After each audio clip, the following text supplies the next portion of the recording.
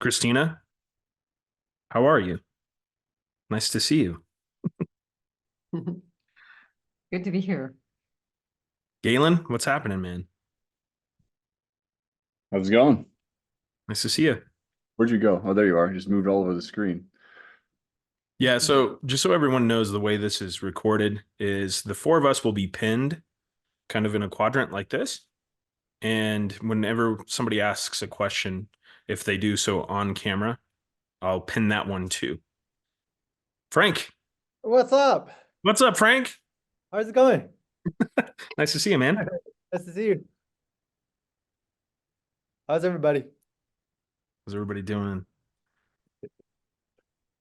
All right, just to go over some of the basics, I'm going to go ahead and just shoot this real quick into the chat. So if you would like to remain anonymous and you don't really feel comfortable asking a question on camera, there's a few options. You can ask a question with your camera turned off, and we can address it that way. Or you can just put it in the meeting chat, which won't be visible to the recording, and we will just keep you anonymous and ask the question out loud that way and then address it. In this particular format, it's been quite an experimental format, and it's worked really well. We'll just kind of share. I might play moderator or mediator a little bit and, say, hey, Chris, would you like to take this one? And we just go and we flow. All of us, of course, can answer questions. If you have any questions for anyone here in particular, you can also do it that way. And then if you're familiar enough with Zoom, you'll know that in the bottom menu, if you go to reactions, that's where you can raise a hand. And that's basically how we will address questions based on who has hands raised, et cetera, et cetera. All right. And in the meantime, please do yourselves a favor, or everyone, and keep yourselves on mute unless you're asking a question. Of course, for the four of us, we can just go. And it looks like we are going to start with Brian. Go for it, man. All right, right out of the gates. Thank you for being here, and all the rest of you as well. My first question, if you don't mind, I'd just like to ask my first question is for Christina. Christina, from Angelo and his retreats, I understand that you specialize in TRE. I've noticed that, or we collectively have noticed that Angelo recommends TRE quite frequently. And I've done some of it. I've done the butterfly leg TRE posture, and I experienced the shaking and everything, the trembling. And I even did a yoga class today, and I found there were several poses where, like down dog, and I'm just shaking like that. And I'm wondering, just from your expert kind of experience with TRE, could you just explain a little bit deeper about practically how it affects us and how it helps in this process of awakening and liberation? Or not? Yeah. Well, all right. Well, if I try to put it into one sentence, what TRE does, it gets us out of our head and into our body. That's the simplest way to put it. But really what it is it's that shaking mechanism. It's seeking out areas of contraction in the body. You can think of those areas of contraction as repressed emotion. Okay, and then that shaking is what is starting to dissolve that. It doesn't happen like in one session. It's like dissolving it in layers. And it's in the dissolving of that and bringing down, you could say, the charge in the body. That's what's helping you in terms of this awakening process, and just being able to inhabit your body. Do you notice the difference right after?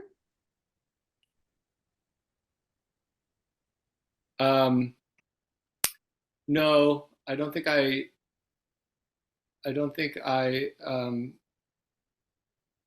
have noticed a noticeable difference, but I mean, generally when I'm in that particular posture, it's quite restful anyway, right? So I don't know if it would be the rest or the shaking. No, it's not the rest. I mean, no, it's definitely the shaking part. Okay. Because people can do shaking practices standing up as well. Mm. How often is it recommended, and is that, I mean, is one posture adequate? Like, is that, because I noticed that it's only usually my legs that are shaking, but I know there are other postures where other parts of the body shake. Yeah, I mean, it evolves over time. So it's shaking only in the lower body right now for a couple of reasons. One is probably that's where you've got the most contraction. Hmm. So the tremors will seek out those areas of larger areas of contraction first.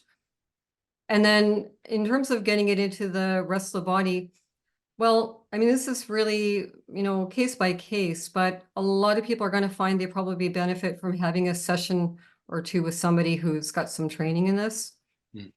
Yeah. There's some things that people tend to kind of get, come up against, like, for example, like a lot of tension in the diaphragm. That's the main thing that will keep the tremors from moving up. And is it recommended as a daily? Well, I would say again, it's case by case. So most people would do well to start with maybe every second day for a month. And if that's going well, then they can try every day. But it's something that we don't want to try to approach mechanically and set a timer and do it like that. It's really about being present and paying attention. Like, what is this doing for you? To check in on yourself before, notice how you feel. Try a session of 15 or 20 minutes and then pay attention. Is there a difference? So you're tuning to yourself. And, another thing too, emotions may or may not come up in the session, but they're bound to come up maybe in between sessions if that's the case. And then that's, it's about recognizing that you're shaking off something, right? That there's like this integration part of it as well. And you don't need to know what it is about. Generally that's the approach with TRE, is that we're not looking into how or why.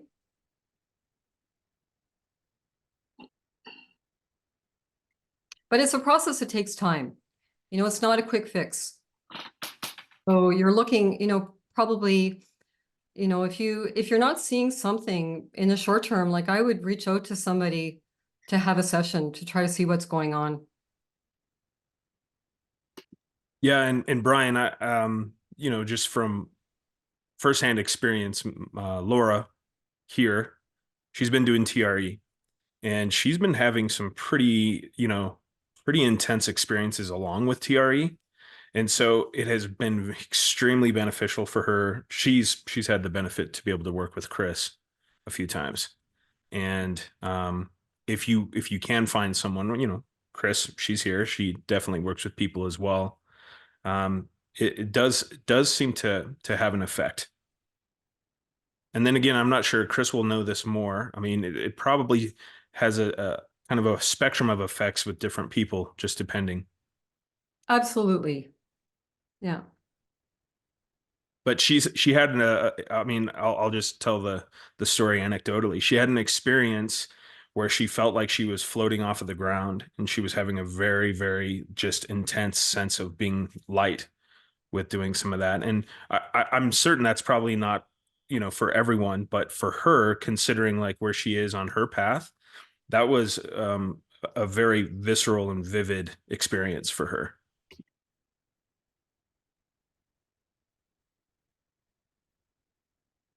And it's kind of cool.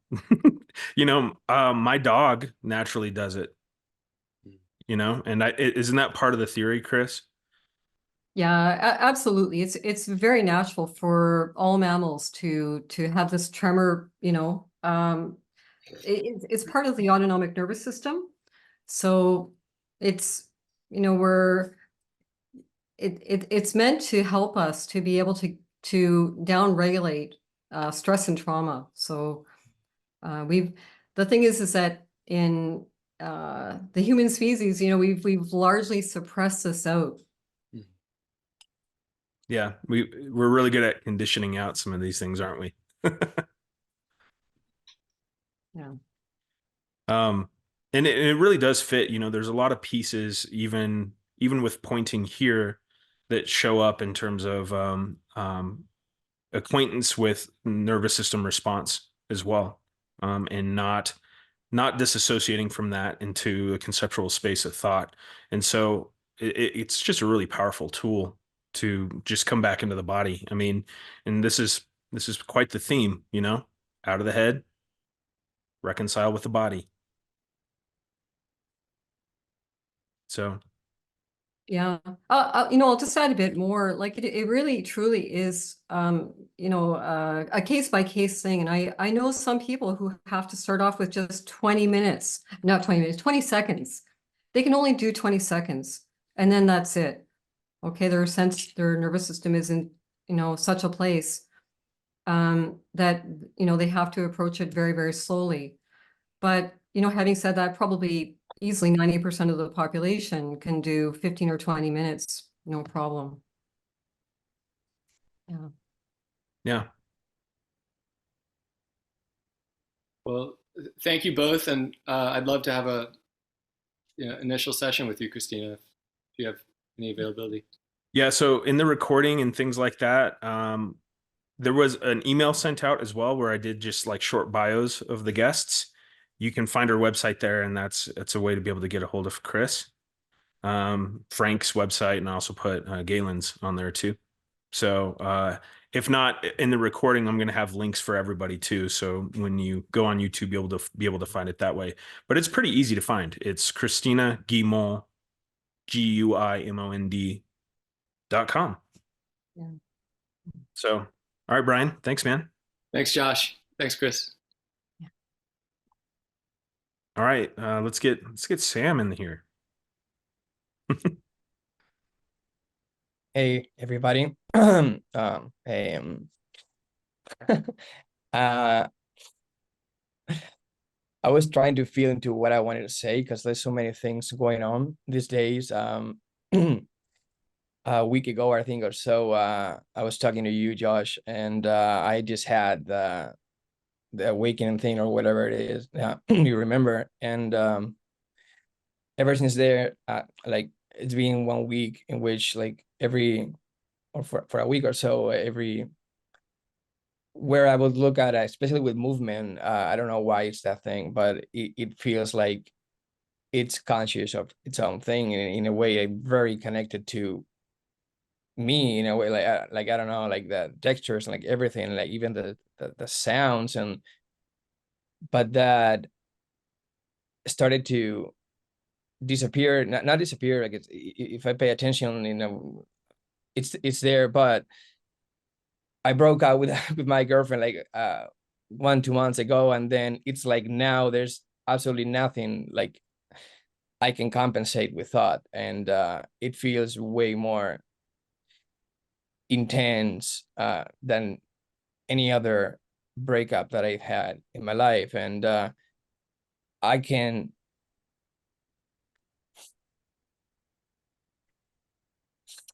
it's hard because for me it's hard because those, I mean, it's clear, I clearly see that it's not about her anyways. It's about all the beliefs that and all the kind of dreams that I had about the perfect partner and what it means to the person, and that sort of obscured the sensations that I was having more. That's the feeling that I have. Like there's a lot of thought when it comes to that, and it's not like thoughts like before, but then I sort of blame myself because that gets in the way of me enjoying every new perception that I have with the visual field or whatever. And then it's like the seeker wants to find it, that wants to go after it more, and the more that the seeker wants to experience, the experience is not that obvious. And then I don't know, it's all intertwined. I don't know if I'm making any sense, but like there's like the feeling of the breakup in a way. I don't know how to deal maybe if I should pay attention to thoughts, or because I'm finding beliefs, when I pay attention to the narrative itself, I can find something that in ways I've been lying to myself in order to whatever, and then I feel into what's in the body, and it's very, very intense. And I don't know, I guess it's a mixture of things, because I don't know, I'm a little bit disoriented, I guess, or I don't know, I just felt like that's what came up. So yeah, that's it. Thank you all for listening. Would like to jump? Frank, Galen, Chris? I'd say drop the blame first in terms of blaming yourself through this process when that starts to show up, because that's just going to add another layer to it. So just go through the experience in terms of what you're feeling in the body and somatically. And these thoughts are going to show up, of course, but don't add to this in that blame mechanism. That's going to take you away from your experience. Because you're going to ride through this the way that you're naturally going to ride through it. And so don't put one in front of the other, essentially, is what I'm saying. Let it unfold naturally throughout your experience instead of like trying to get back to that place. Because that's just going to be another thing that you're going to try to mentalize and try to comprehend and conceptualize. So just be with your experience throughout this process, and you'll start to drop, and it'll start to dissolve more and more and more. But if you kind of get in your head about it, if I want to get back to where I was, and I'm not there yet, and there's blame, I should be doing this, and I should be doing that, that's just going to add a lot of clutter to your experience, which really isn't necessary. Yeah. Thank you. Yeah.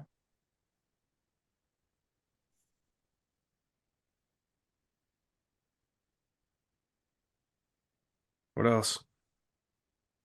Yeah, I can relate to everything you're saying. Yeah. Mm.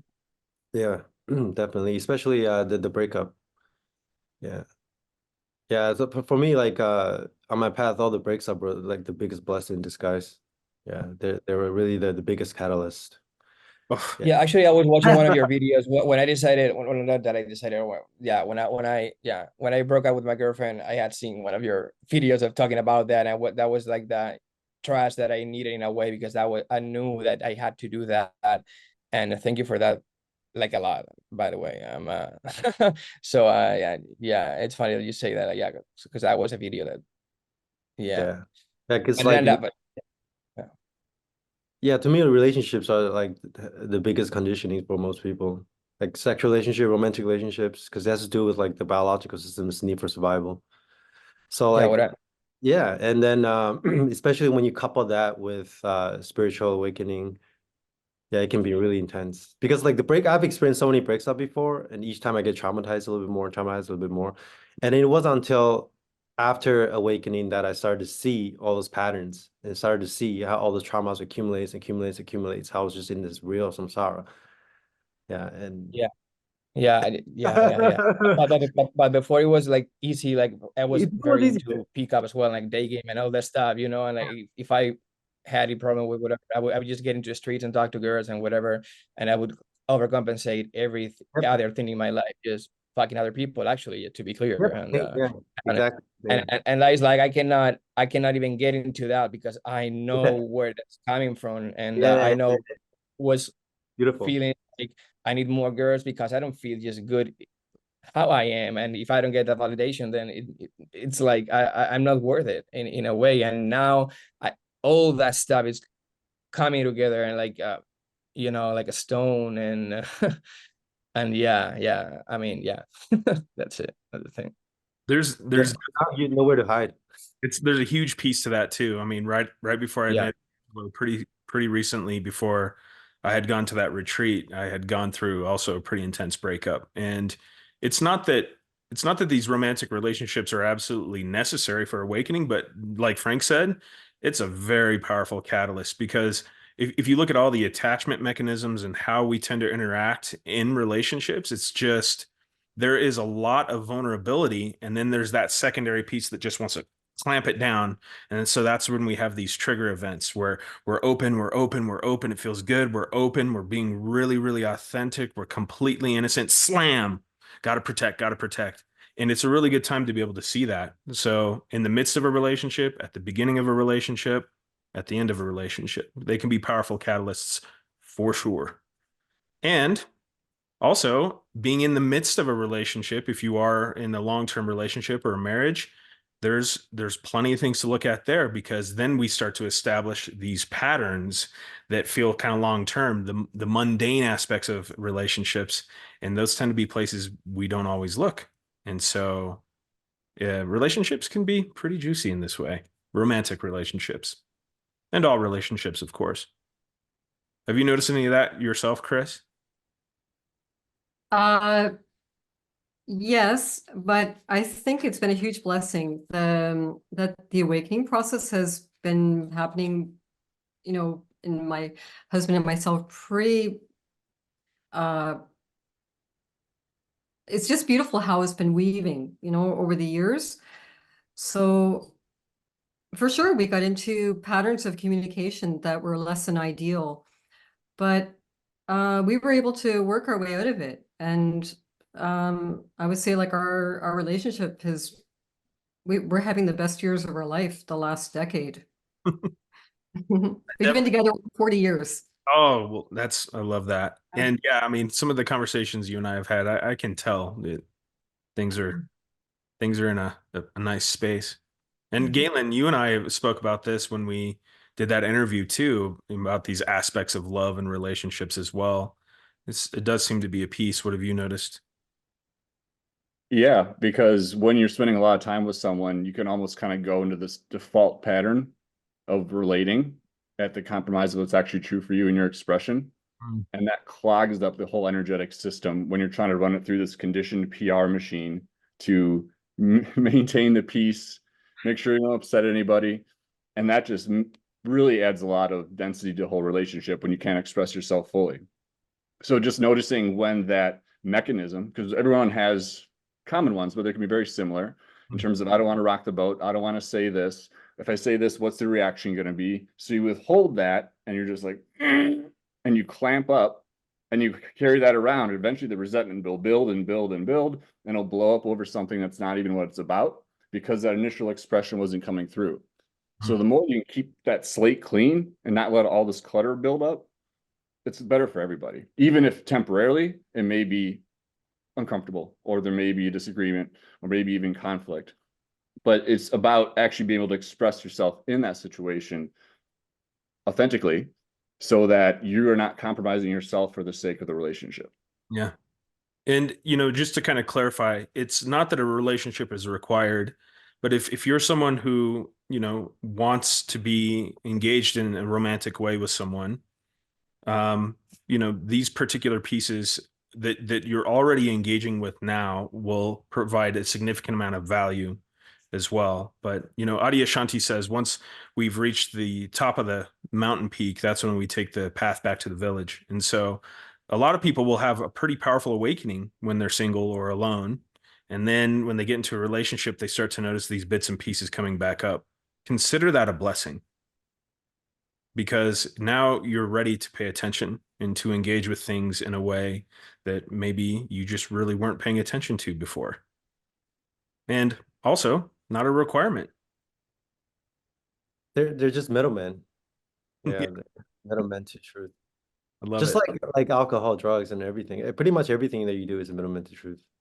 And also the other way around too. It's like when you're in a relationship with somebody. I had a relationship before where I went through all my unfoldments with that person, and then there were some unseen blind spots about this whole paradigm of spirituality. Even how, like, okay, I'm dating this woman who, this was a few years ago, and I was going through my unfoldment. That was during my shift too, and I was like, okay, I'm going out with this woman who also understands what I'm going through, who also understands spirituality, and we're like this perfect, like, spiritual couple. But then when we broke up, all that started to crumble down, and it's not really about her. It's actually my own beliefs and stories around this whole idea of, being a spiritual hero or something like that, and finding us like a spiritual mate. And so when that started to crumble, not only did the relationship start to crumble, but even my relationship to spirituality itself started to crumble as well. And that's one of the last, I don't even want to say last, because nobody knows what last even means, but one of the biggest, and one of the Yeah, one of the biggest conditioning for the spiritual seeker is actually what's right in front of you, the blind spot. It is the spirituality itself, is your meditation itself. Yeah, it is non-duality itself. Yeah, I always say if you realize something, it disappears. Or sometimes I say if you let go of something, that's when you truly like gains it and stuff like that. Mm. So those are some of the blind spots that I was forced to look at during one of my previous breakup, when especially that relationship was so tied up to this whole story about being an awakened being or a spiritual being or anything like that. Mm. Yeah. Yeah, So Sam. what happens? Yeah, what happens when that partner goes away? Now you nobody understand your spirituality path anymore, right? Not at that level where you went through. When you went through this thing with somebody, it's really, really intimate. Mm. But then, but no one else in the world cares. Intimacy, it's a powerful place to be. And truly, that's where most, if not everything, is revealed, is through that direct engagement with intimacy. And Sam, for you in particular, you've been exploring intimacy in a different way. When you expressed in one of our sessions about having that experience, just looking at the branch of the tree and feeling that you were the branch, like it just made perfect sense. That's intimacy. So you're just coming home. You're coming all the way home. And to have full contact with this is full contact with everything. We cannot actually be disconnected. That's just the hype. That's the middleman, as Frank just said. Yeah, the title of our video was "Smear Across the Universe," and that's how I feel about love with the capital L. It's kind of like a romantic relationship. For a lot of people, the romantic relationship or intimate relationship is the only place they can kind of experience sort of a unity or maybe go into a rave. But actually, imagine the most intimate relationship you could have with the universe itself. Mm. How like romantic relationship, it feels like a romantic relationship smeared across the entire universe. Yeah, That's and where else? It's here. It's this. It is literally this. That's it. closer than close. And Yeah. then from that space, Yeah, you have a relationship. It's just Yeah. so much better, quote unquote. It's just icing on the cake. Bonus time. Oh, it's everything's bonus, yeah. But it's biological organisms. We still, want like warm hugs and stuff, and we have to honor that as well. So like that's why the middle way is always the way. Neither do you want to be, force yourself to be, live in the cave and being completely absent, and neither do you want to like go all the way into like, attachments and stuff like that. Yeah. And that's actually a good point. I would say the majority of human beings that I interact with, they've mastered the game of seeing how much more they can add to the plate. You've mastered it. You're an expert. You've done everything. You've looked for every possible combination and scenario to make that work. Give this other, give the less is more approach a shot. You might find something there. It's shockingly, beautifully simple, elegant, and effortless. Mm. All right, Sam, thank you so much, man. Thank you all. Thank you all so much. Love you. Thank you. The Baina. That's right. Yeah, you got it right. Hi, Josh. How are you? Nice to see you. Good to see you too. First of all, I wanted to say, Frank, one of your videos, which is the full Enlightenment captured live video, was one of the most touching things I've ever seen. Like, it made me cry. I've watched it multiple times. So I just wanted to say that out loud. Thank you. Yeah, it's really beautiful. It was just, I don't know how to express it. It just made me cry. So I watched it a bunch. So, what's been coming up for me is the nature of identity and shame. Like, exploring identity and shame is what's been coming up. And I noticed that every sort of mask I have has to do with wanting to move away from shame and somehow cover that up. So I guess you can call it compensations and so on. But it happens so fast. Like, I'm noticing it more and more, but usually it happens so fast that I don't even notice that it's happening until I'm in the midst of it, It's like already run away from it, either seeking validation or like a very look at me sort of thing, or the opposite of like, no, I need to like hide and like don't want to be seen, like need to somehow. Either way, I realize it's aimed at the same thing, which is trying to cover up the shame that's there. And the shame feels very visceral. It feels like it's in my body. There's some stories around it of trauma, which I recently uncovered, like some of the nervous system responses that I have around my family are related to that. And I was sitting there going like, oh, I'm a bad daughter. But it really had to do with like my body was wanting to run away. That was it. But even that's connected to feeling like something shameful happened, or like it's not okay, like there's shame. So I don't know what the question is around it, but this is my exploration right now. So if anyone wants to chime in about it, would be great. What comes up for you, Chris? Yeah. Hi, Lubina. It's Lubina. Yes. Hi, Chris. Good to see you Hi. again. Yeah. Yeah. So, man, shame is a really interesting emotion. I had a lot of it at one point in particular post-awakening. It just felt like the whole room was just full of shame. And of course, the mind tries to want to understand it, like, where is this coming from? You know, what is there something that happened to me? Something, you know, that I need to find out. But, you know, I really think like, you know, it's a waste of time to try to answer these questions. And I'm inclined now to think a lot of shame is stuff that's pre-verbal. That's my own conclusion, just working on my own process here. I have to share, I even had an experience after having done a lot of healing on myself where I really, like I had an experience where I felt like a lot of the shame was rooted in birth trauma. That's what I came to believe. Yeah. And I had a really traumatic birth. I was like a breech baby with forceps back in 1961. It was really awful. And I think that like this is the thing that, you know, we can have these experiences when we're, you know, a baby coming into this world or very, very young, pre-verbal, you know, that it's not something that we even have access to a memory, you know. But it's well known that when difficult experiences happen to young children, like it's just internalized that way, that there must be something wrong with me, right? So the mind is looking to try to understand it. But, you know, another aspect of this too is that like shame functions brilliantly to keep us from looking directly at ourselves. Like I don't know, I feel like you couldn't come up with anything more brilliant. That's just the way it is. But I think if we can just go toward it, you know, with like as much unconditional love as we can, like that's the best thing that we can do. The I shame. will, Oh, sorry. yeah, yeah. That was really what helped me. The discovery here was the shame cannot be separate. The shame was nothing else. It was an aspect of me, of this, that I was still refusing.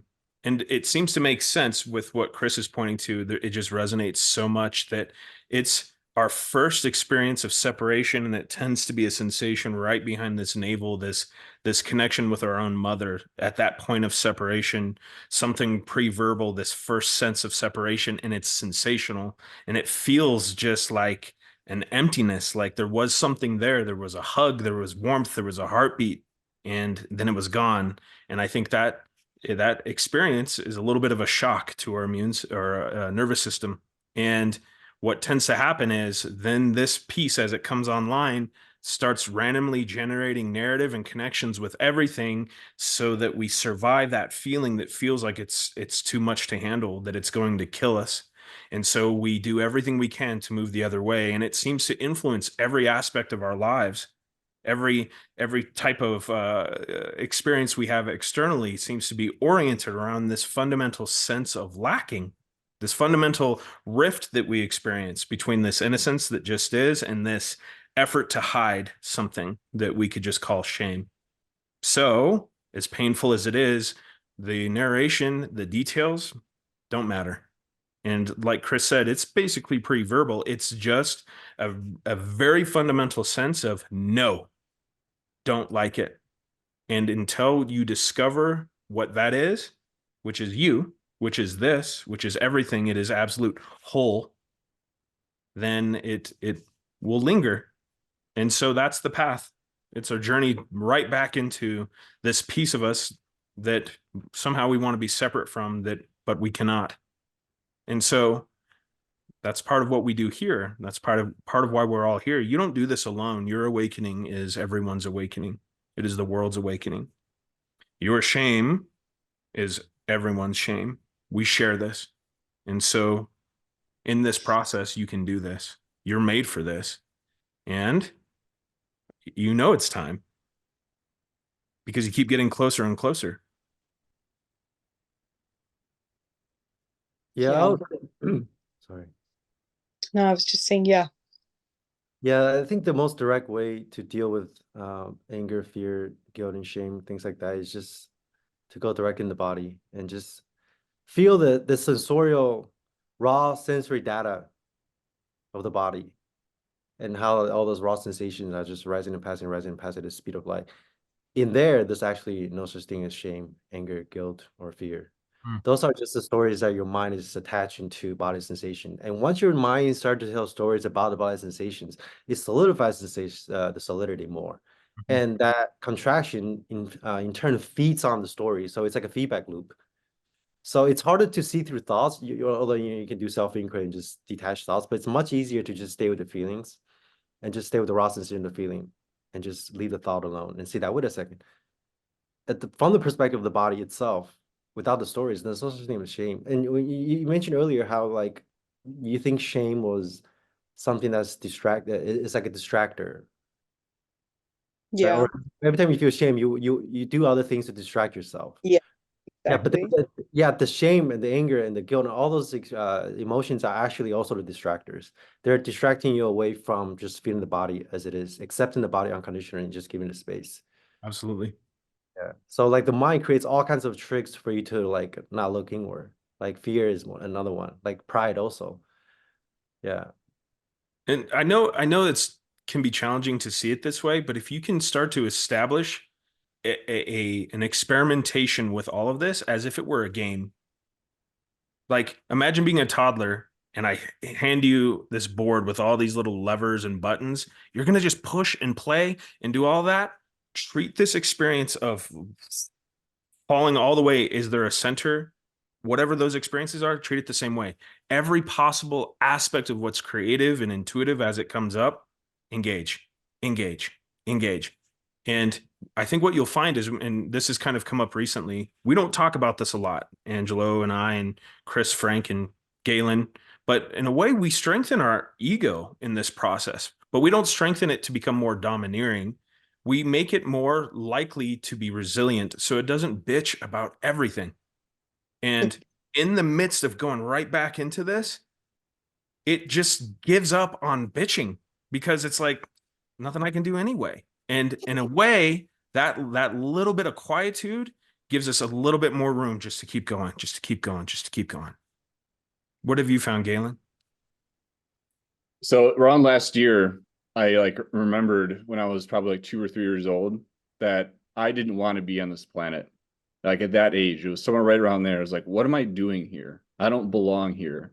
What is this earth? This is not what I signed up for. And like last year it showed up, I was like, what is this all about? What's going on here? It felt like so foreign around that age. And I had tons of social anxiety, tons of insecurity, tons of just feeling totally disoriented, like way outside of what I'm used to, whatever that is. And over last year, like I was like, wait a second. Like there was something to that experience of just feeling not here in a strange kind of way. So like just kind of remembering like some of these underpinnings, I can't really say that's what was a big part of it, but that was just a memory that showed up, was that like this feeling of just like you're not supposed to be here. You're not supposed to be here. And the way that it kind of manifests itself through engaging the world and interacting with people was that there's that no aspect of this isn't right in some fundamental way. This just does not feel right within my experience. And I had a couple of conversations with people. It's like, yeah, I'm not supposed to be here either. It's like, well, that's a thought. Like, what's underneath all of this experience and all this narrative that you have, in a sense, to kind of reconcile that feeling that you are here and you're meant to live this life, you're meant to enjoy this life, and not see it through that lens that you don't belong, you're not supposed to be here, and there's some other place that you're supposed to be except for right here in this moment. I don't know if anyone else can relate to that experience, but that seems to be like a core piece, that there's something just not right about this. And for me, that was like one of my first memories I ever had. Yeah, it's Yeah. like a fundamental no. Something's wrong, and then that turns inward. Something's wrong with me. I'm unloved. I'm unlovable. I'm dangerous for the world. So on. It has a variety of different, voices to it, but it's still that fundamental sense of no. No. Yeah, I think all sense of dissatisfaction just comes from wishing there to be another version of reality. Like our mind creates this alternate version of reality to exist other than whatever is going on. And that's pretty much the basis of all kinds of avoidance. And at the sensorial level, because I come from a more of a Vipassana background, so I'll like dissect sensations down to like the microscopic level. And I realized that at the sensorial level, all that's happening is a cluster of sensation trying to grasp onto another cluster of sensation. But that just comes from ignorance about the nature of sensation, because a sensation cannot grasp another sensation. A class of sensation cannot look at another class of sensation, cannot be aware of another class of sensations. They cannot even know another class of sensations. That's why the witness ultimately is also an illusion. That's why you can never witness thoughts even, because the witness is just a more subtle version of the quote unquote ego. It's just something that you're creating to like look at another, look at your thought or look at another sensation. But every sensation is self-luminous, self-liberating. Every sensation is aware, sensing themselves exactly where they are. So once you can see that about the nature of sensation, you're starting to see that all those grasping, all those dissatisfaction and like craving, everything in between is just the failure to understand the nature of sensations at the more like the sensorial level. There's like this imposed reference of something other, that's how like detail of thought arises too. And maybe you can relate with this as well, Frank, but sensation and thought, it's the same thing. It's fundamentally the same, but that realization did not show up until there was a complete connection with sensation, whatever that looked like. And I promise you this, the how, you already know, you just know. Don't get stuck in the detail. It's pulling you, it's wanting attention all the time. You feel it all the time. One of the inquiry questions when somebody's being a little bit more of a tougher nut to crack is, what hurts right now? There you go. Yeah, even like emotions that seem completely personal, like Josh said, they're just sensations, impersonal sensations, no different from the weather. Like your deepest thoughts and desires, even awareness itself, even non-dual awareness is just sensations too. It's not like there's a distinction between awareness and sensations.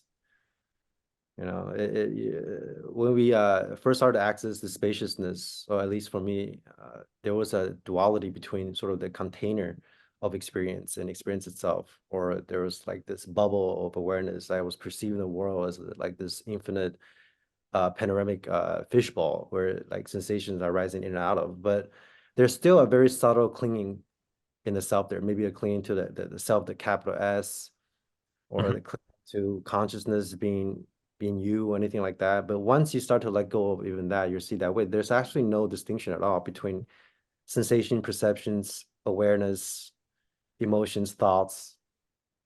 Yeah. So Galen and Chris, I'm not sure if you've had this, but the experience with sensation here was even sensation's just a gate, really. Yeah. And but what's interesting about it is once we come in contact with that particular gate, it's like it just starts doing this, just like fractals. It's like a flower that's blooming and then never stops. It's just like that. And it's something to be about whatever seems to be fundamentally bypassed by pretty much every human being. And that's because we disassociate from sensation through thought. That's it. We just come home, we integrate, it just happens on its own. We don't even have to let go. It lets go. We just stay engaged instead of pulling away and withdrawing. And, you know, the one insight that's arisen is that this wants a break too. It wants to stop managing everything. It really just doesn't want to do it. But its method is create a graveyard of certainty and buffering everywhere. And with all that certainty, there's a disengagement every time. There's a withdrawal when we get certain, a withdrawal. And it thinks that's the method to take a break. So in a way, what we're doing is we're showing it, hey, you can take a break through engagement as well. And that first notion of that is when we go through something really intense, sensationally, and then the identity looks down and goes, oh, guess there's nothing to protect, and it just takes a break. Yeah, there's nothing to protect, there's nothing to look at, there's nothing to let go of. So that's why if you just let everything be the way it is, all this grasping of this, they will just let go on its own because sensations are just there. Mm-hmm.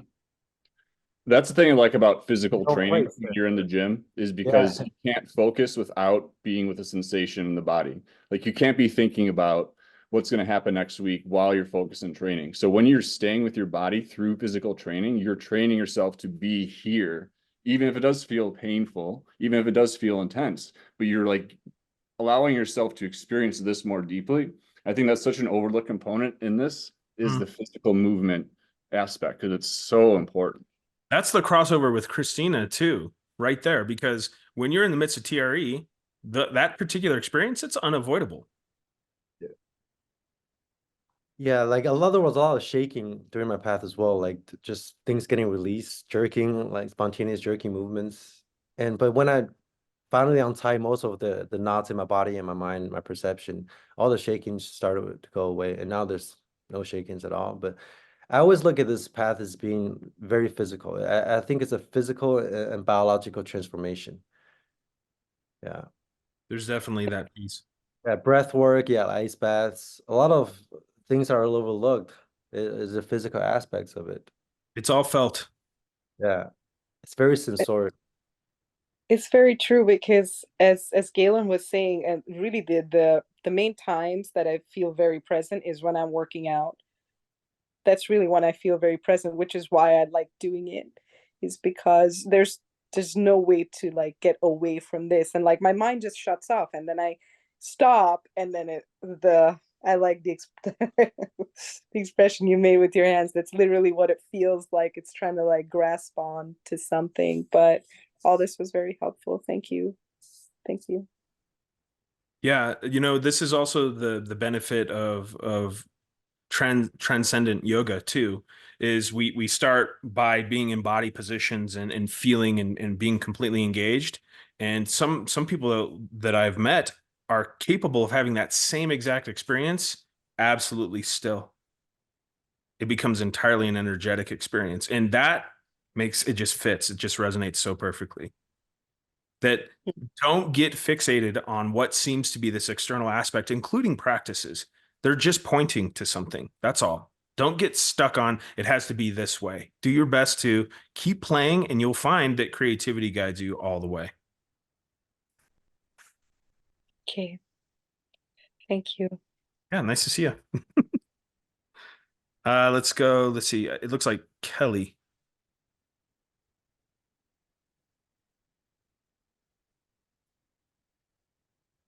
Hey, Josh, can you hear me? Mm-hmm. Okay, is it clear enough?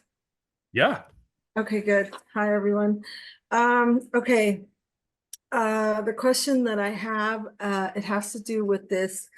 I have a hard time saying it because I'm blending it with my Danish, but existential fear. My parents, well, we'll start with my dad. Both my parents are fanatic Christians. And my dad, I'm the only daughter who talks to my dad. So he's over in California. So if anything happens, I'm the one who has to be there. And I love my dad to pieces, but I can't have a conversation without him saying, the devil's coming first. Are you prepared? The devil's coming first. Are you prepared? So it's like, I know that Angelo has said in his book that we need to work with the beliefs. And I'm trying to figure out how to do that. And the question that I have is that I know that not everybody's awakening is the same, but this existential fear, where is that and how is that for everybody? Because I won't lie, I'm scared to death. You know, it's like my whole life I've just kind of said, Mom and Dad, I'm not going to talk about the devil. I know he's real, but let's just, you know, put him over in the corner there. So yeah, that's my question.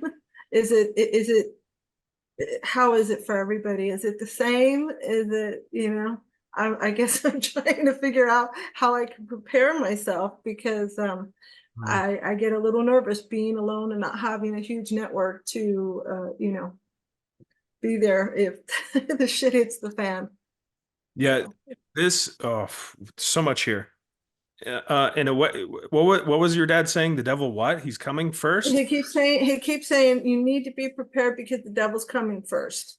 Well, he's got a point, and what he's just pointing to is the fear itself. He doesn't know that, but that's, No. and you don't Good need to be point. prepared because there's no way to prepare. There's no strategy, you know, but whatever you're feeling, you're already feeling. Yeah. Chris, what's your experience with the fear barrier, as Angelo calls it? Do you have any of that? It's cropped up a couple of times. I would say the last time it was pretty big was maybe around 2015.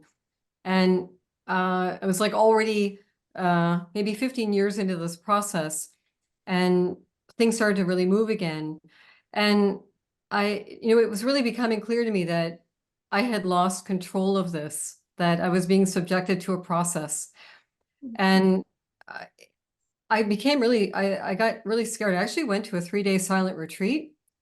And the thing that, how I sorted it out was, I felt like if I really kind of considered, what's more important to me? To know the truth of reality, what I am, or to stay comfortable.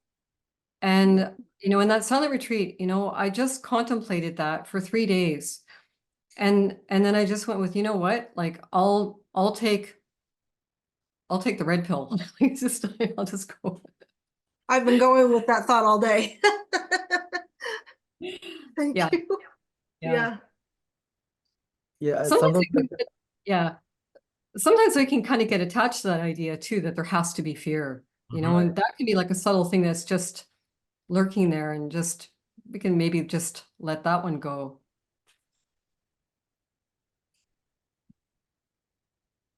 Yeah.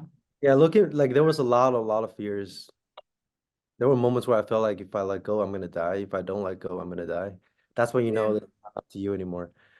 But you have to go through that over and over again to like really just rewire your brain into like understanding and seeing the inside that all those fears are actually completely irrational, because an illusion can't really die, and what you really are can't die either. Yeah, I mean, there is that piece of death. What it was viscerally like here, just doing the best I can to put this in word form. It was like a feeling of falling. It was like a feeling of emptiness, and it was like a free fall. And there was this notion of, oh shit, I'm gonna hit something because I'm falling. And if I hit something, that's gonna be pretty intense. But then through that falling, that sensation of just like this emptiness, there was a realization that it's not falling at all. It's just weightlessness. Yeah, or sometimes I describe it as if you're just free falling 24/7 into groundless ground, you can't fall. Right. You're just, it's like air falling on air. and maybe that's what enlightenment means. It means becoming so light that you have no weight. You are weight. Yeah. I had a thought the other day that, because I've heard people talk about like, okay, well, it can get pretty intense for a few weeks when it starts to happen. And I thought, okay, I'll go put like post-it notes all over the house. Just your thoughts. It's just your thoughts. So I don't know. It was just an idea. To remind myself. If it's coming up for you, there's no avoiding it, right? And so we could essentially put it this way: if it feels like you have a choice at all, Choose to engage with it as much to your capacity as possible. And I know it can feel rather like impossibly overwhelming sometimes. And maybe you have a sense of retraction, but this is like that hokey pokey metaphor. Keep your finger on the pulse, touch it all the time as often as possible, and something begins to shift on its own just through engagement. Feel it all the time because you can't strategize around this. That's just going to prolong this experience. You can't prepare for this. This is the unbound and unknowable emptiness of everything and nothing and everything and nothing. And the mind just can't orient to that. And really what you're experiencing is the mind struggling to orient to that which cannot be oriented to. On the other side of fear, or like what people call dark night of the soul, is blissful experiences, like, ecstasy and mystical experiences. Actually, they're the same thing. They're just the rest of yourself, or the rest of your condition is respond to this void, or to this fill in the blank. If you respond to it with like bliss or ecstasy, you have a mystical experience. If you respond to it with like fear or whatever, you have a dark night of the soul. But they're just a byproduct of the dissolution. Yeah, and without getting too dark, I mean, this is your dance with finding out what death really is, and it's not what you think it is. What about you, Galen? What have you touched on? Yeah, the human has like this, what appears to be this great fear of the unknown, but we can't fear what we don't actually know. And so we're just projecting these ideas in the future about this is what I think it's going to be because it gives me some certainty. At least I think I can know what's going to happen. And we get attached to that idea, but we don't ever really know. And so when that fixation starts to come up of like, this is going to happen, this is how it's going to turn out, this is what's going to mean for my life, just recognize those are just thoughts that are coming up and just catch that again and again and again. And eventually you're going to start to lessen that grip or that Velcro, kind of a stickiness, and it's to be more like Teflon, where it just kind of slides off because you already looked at it, you already examined it, and it starts to lose its solidity and its denseness. And eventually it's just like you just stop caring. You just give it up. Like, I'm not going to be afraid of this anymore because it's futile to fight against it. It really is. Yeah, it's Bugs Bunny. If you can't beat him, join him. And you already know this. Like, you do know this, right? But now there's a secondary piece of the devil, like this permanent state of darkness or pain or suffering. That doesn't exist, I promise. It doesn't. But you still have to go through it in the way that it's arising. So you wouldn't have it any other way. No, and it's so helpful, everything that you guys have told me. Thank you. I appreciate it so much. Thank you. Every time you're reacting to your own reactivity.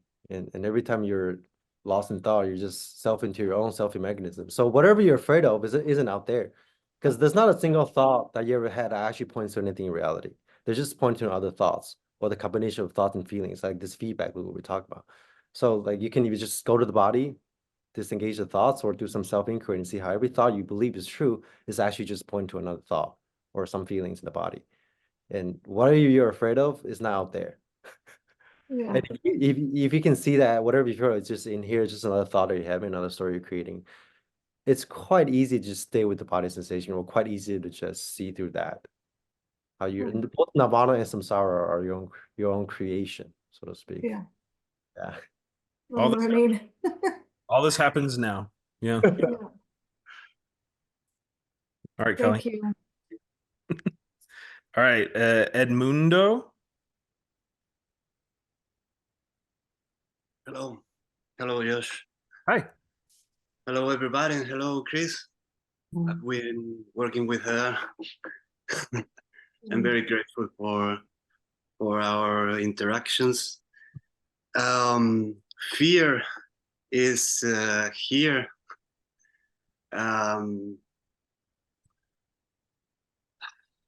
It's very, very, very dense, and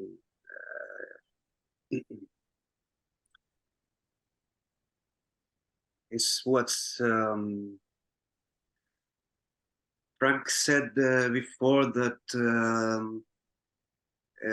thoughts and feelings can get solidified by this wheel of energies. I don't know, but well, I've been dealing for some time with rough energies and blockages, and I've been sometimes able to break through, and I've had some experiences of big burstings of energies and accelerations in my body, really strong stuff that I really didn't understand or were chasing. But now I'm at a point that I cannot get to that anymore, and I'm chasing it, and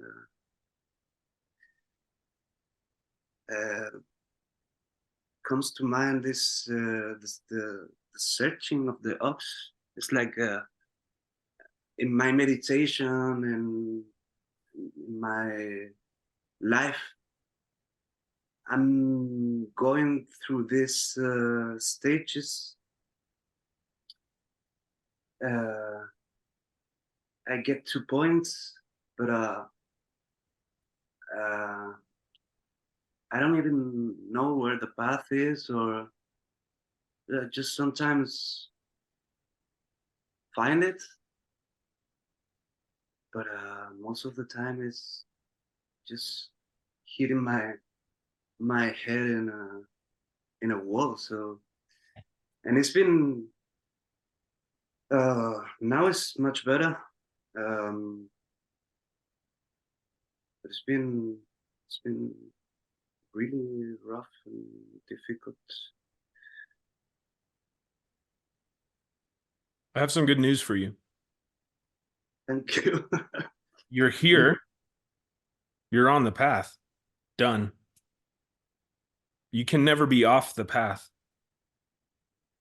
I know. There is nothing that is not this.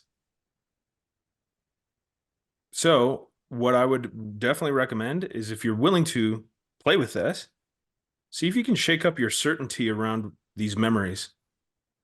Yeah. This sense of what was once or how things have progressed. See if you can shake that up and just notice what's going on right here. Even a sensation, anything, your breath, bring it really close to home. There's something right here. Right here. Even the sound of the voice. Can you bring attention? Can you feel your earlobes? Keep it close. These memories, they have a sense of certainty to them, and they're attempting to overlay something right here.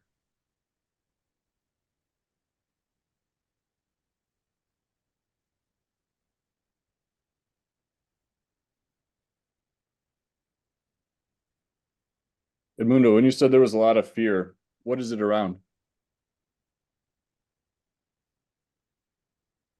Can take many forms. Like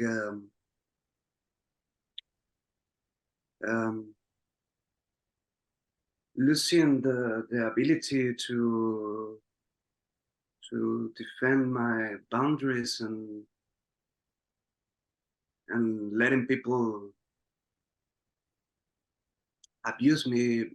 Maybe it's a strong word. It can also be little things, or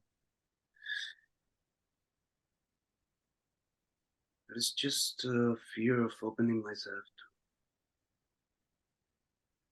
to what I am and to the world,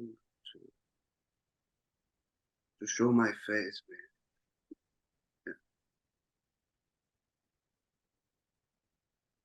Trust yourself in the moment and know when to say no. And trust your yes when it's time to say yes.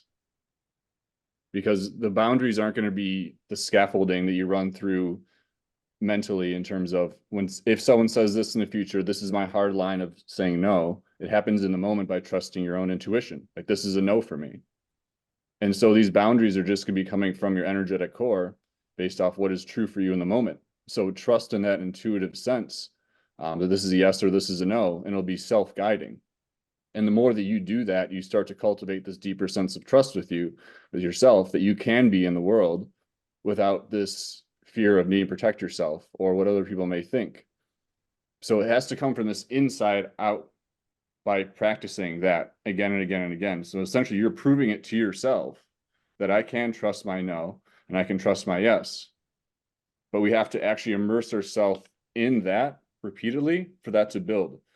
Because otherwise we're just going to be thinking about it and then we're going to be retracted back into this state.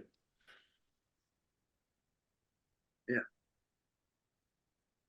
There's definitely something to say about momentum. And in a way, some of our external experiences, some levels of doership, that's kind of part of building this bridge with what we know into this great unknown. And it's going to be a lot of immersion. And sometimes that's kind of painful and uncomfortable. It's almost like this. The identity is an excellent expert at creating strategies for disassociation. And sometimes we can get to a point where we're so kind of disconnected and disassociated that it can be a little tough to get back into that momentum. But here's a little clue. When an average human being feels a sensation somewhere in their body that's brand new, that they've never felt, usually the first interpretation of that sensation is pain. This hurts because it's not known, because it's new. So if you're having any of those experiences seemingly internally, the clue is they haven't been convened with. They're still being held at a distance and unknown in a way. Yeah, And I know it's not new. I know it's all there. Gotta just be sometimes bombarded through experiences, you know? Yeah. Even now, I'm feeling that dissociation, and it is what happens to me, that I lose track, and then this yes or no, I'm just in another place. I'm just to say yes or no. It's just like, yeah. There's a benefit to kind of keeping this simple too. Even if you were to pick one thing that you could willingly or feasibly engage with on a regular basis, that begins to establish a sense of momentum. Maybe a type of a sensation, maybe an outward experience, maybe like Galen said, just practicing no in some way. But that by itself, just staying really diligent and on top of that without fail all the time, starts to illuminate and reveal the other aspects of this. But when we look at it as a whole in all these details, that seems daunting and untenable. Yeah. So it kind of is this piece by piece approach. As simple as possible. Up here it's a mess. It will always be the case. You're not alone in that. That's shared. All human beings. So finding maybe one thing that you can engage with directly that maybe displaces a few of these thoughts here and there as often as possible. One thing that's shown up is some people I've worked with, they mentioned that they use Insight Timer and they set a notification for every hour. And when that hour goes off, they hit the brakes, they stop everything they're doing, and they just sit in sensation as much as they can for 5 minutes. And they do that without fail. Like, this basically tells me to stop, and you do, and you engage. If you sleep at 8 hours a day, that's 16 times a day that you're engaging in interrupting this momentum a little bit. Could be useful. Yeah. I think another part of this process is like doing what you love to do and like finding your edge in terms of what turns you on about life and engaging with that more often, because we start to break out of this patterning that we can find ourselves in when we kind of spin and spin and spin trying to figure this out. And so every opportunity is an opportunity to be more deeply engaged with life by pushing our edge of what feels comfortable for us or how we've been conditioned to think how we're supposed to interact with the world. So we're trying to crack that open, because it's in that immersion of experience where these things start to shift, and we can't even imagine what is going to shift because it's not within our current sphere of knowing. So when we engage in that way, things start to release and let go that we don't consciously or even aware of, because there's an energetic aliveness to experiencing life more deeply in these experiences themselves. So a lot of times we get kind of stuck in this bubble of where it really feels comfortable, because we don't want to go to that edge because of what people may think, what it means about me, what it means about them, and all this internal dialogue and narrative that can happen. But to recognize that is just conditioning and programming playing out, because life is meant to be lived. And so much of this process is just being engaged with life and trusting yourself throughout this process. I know, and I have experienced that in the opening and but it got to a point that it closed again so hard that, and I do go out and I do go and do my things and meet people and meet new people and try to be there, but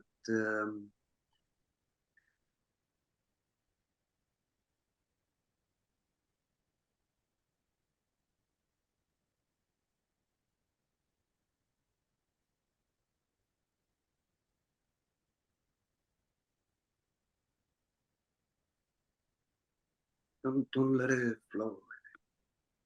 Don't let it flow.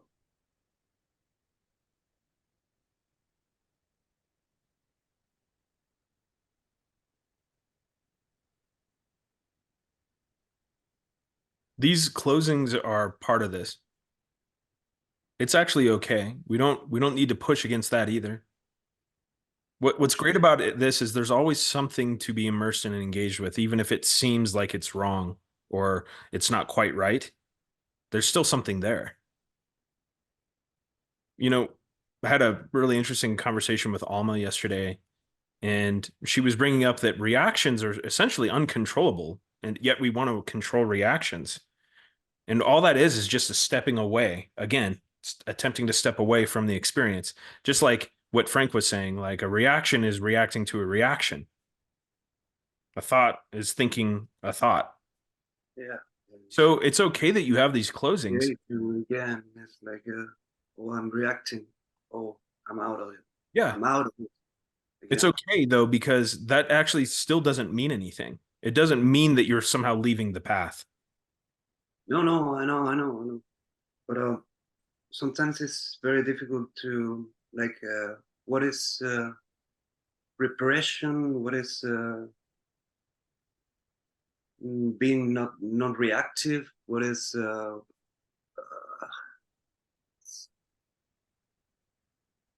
best way to describe the experience with reactions is that we disassociate to the point where we can't disassociate entirely anymore, and we have like a climactic moment. What you'll notice with reactions and any kind of triggers, the more you allow yourself to feel in the body, is that you'll start to see the precursors of these things, and they happen way before the event that we call a reaction or a trigger. But when we're in the midst of thought, it seems like it's happening instantaneously and there's nothing we can do about it. And what we're basically doing is reflecting. And I promise you this, you can't actually learn from a reaction after the fact. You can only be in the midst of it and see it unfold. And then you suddenly have this sense of stillness. I don't actually have to do anything. That's where we meet Sisyphus in this symbolic way and say, hey, man, you don't have to push the boulder this time. And something does somehow shift there. So if you have a reaction and you're looking back at it, it's okay. Keep moving. Because as you stay engaged, you'll notice more and more of these things that are coming up as reactions. They all start internally, and then they want to spill out into this. Basically, the identity is screaming, do something, do something, do something, do something. And then we feel compelled to do something about it. And that can show up in a variety of ways. But these are just protection mechanisms that helped you survive childhood and maybe aspects of your adult life, but they don't apply to everything. So because of that mechanism, that fixation, they show up in environments and at times that maybe it just doesn't function or work well. So get to know it instead of wanting to get away from it.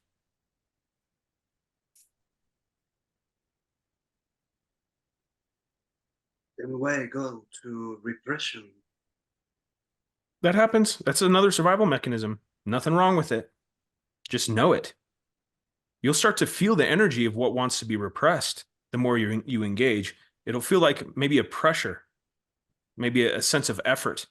Just feeling that, that's an insight right there. But the thought around repression never will help you.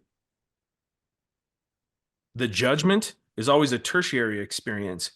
We have sensation, then we have thought, and then we have this tertiary experience that wants to reflect and judge. All that's doing is reifying a sense of shame so that you stay invested in this mechanism of thought, so that you stay in the loop. And it's really like an addiction for all of us. Thought is addiction. It avoids, leads to climactic moments. We feel shame. We go right back to avoidance. Climactic action, shame, over and over.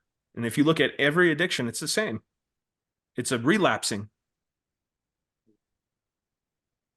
So maybe if you can, more and more, in little by little, I mean, every tiny fractal of experience matters here.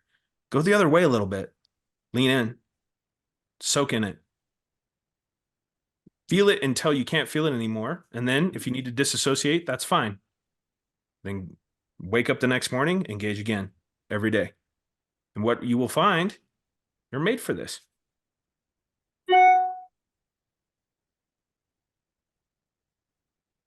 You have anything, Chris? Yeah, I would say, like, I sense that there's this fundamental belief that you're having the wrong experience. Yeah. If you just let go of that belief, that thought, right? And you just orient to what's here right now and just trust the experience, however it's appearing, right? That's the very best thing you can do. Ah, that was scalpel-like right there.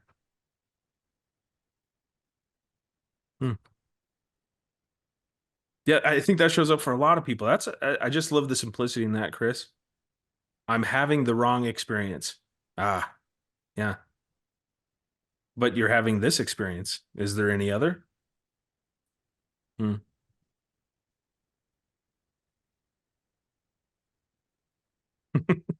thing to keep remembering is not to resist resistance, because whatever wrong experience you're having is still the isness right now. Whatever reaction you have, if you really look at that sensation of reactivity, it's not actually reacting to what you think you're reacting to. It's just some sensations that's contracted right now in this moment. But that's fine also, because there's no other way. And once you see that, it'll start to open up. The contraction will start to open up. And even then, a contraction can have quite a pleasurable aspect to it as well. Maybe everything you're feeling is perfection, and something is preventing you from seeing that. Yeah, it was just another story. Are you telling yourself that contraction is bad, actually? If you've ever had an orgasm, that's a contraction. Yeah, no, orgasm is actually the byproduct of you contracting really, really hard and then expanding. But then the contraction expansion, they codependent arise. You can't have one without the other. So any kind of pleasant sensation just comes from the precursor of any kind of pleasant sensation, or even a really big opening, just comes from the release of a contraction. So actually contraction and expansion are the same thing. Yeah. But we tend to like embrace an expansion without seeing how, wait, the expansion is the contraction actually. From like the perspective outside of linear time. Yeah, but slippery is so easy to forget, so easy to get out of that. I'm just negating. Maybe this is exactly what the butterfly is feeling before it emerges from the chrysalis. Did you know at the center of every galaxy in this universe, there's a supermassive black hole? That which destroys all things is the creation of all things. Yeah, that's always always how I describe it too. It's like you become this black hole, like this reverse black hole, like the singularity that's not even a point, but it manifests all of existence. So max effort contraction, that which contract to a quote unquote size that has no dimension, smaller than an atom, is also infinite. So in a sense, this path is just about playing with expansion and contraction, or seeing where your contraction are and recognize that contraction is actually the gateway to expansion. Every trigger you have, every fear you have is actually a blessing in disguise. What if you allow yourself to become a singularity? It's What if you contract even more, right? Be okay with the Yeah, contraction. yeah. So Sometimes I do that. Sometimes I go to the black hole. contraction and I go, oh, what is, oh. And yeah, closer, closer, more, closer, closer, more, never ending.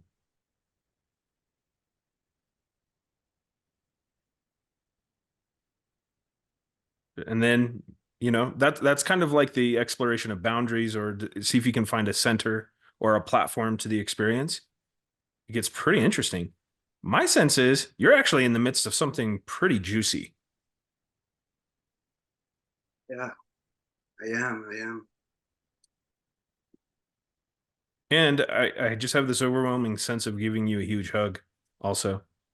I don't know why, just I'm hugging you. I'm hugging you. Squeezing you, man. Thank you. It's something that I do. I know this can feel rather alone, but that's impossible. Really. It's a paradox, but there is no one else. We're all the same. We're all this. Yeah, another thing too, sometimes when we're really in it, it feels like it's gonna go on forever. Like Yeah. really in it for a long time. And just recognize if that thought starts to show up, like the density of that projection, because that can just add more to the experience. So just recognize it when you start to future pace about your current experience, and just to drop that and catch that again and again and again. It comes. Keep it supremely simple.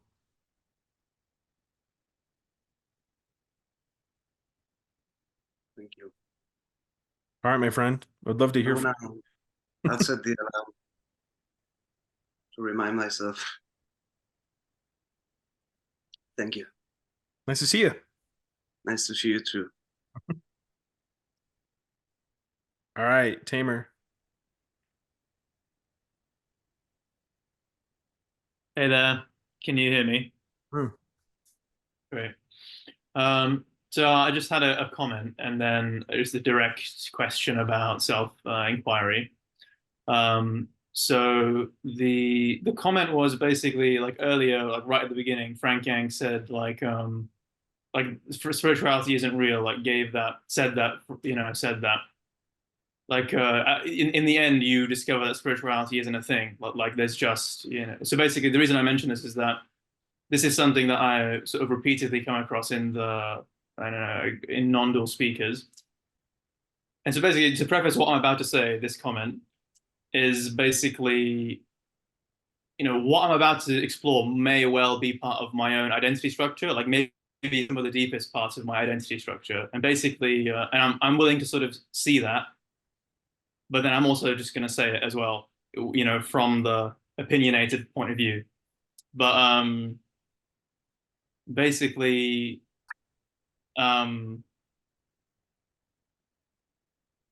yeah. So I understand that spirituality isn't real. It's also something I've heard Angelo say that a lot as well. Like, in the end, you realize spirituality just isn't a thing. It's just like it's just part of the mental fantasy that everybody feeds themselves, and then you end up finding out that there's nothing but pure experience. There's nothing else going on but just pure experience, something like that.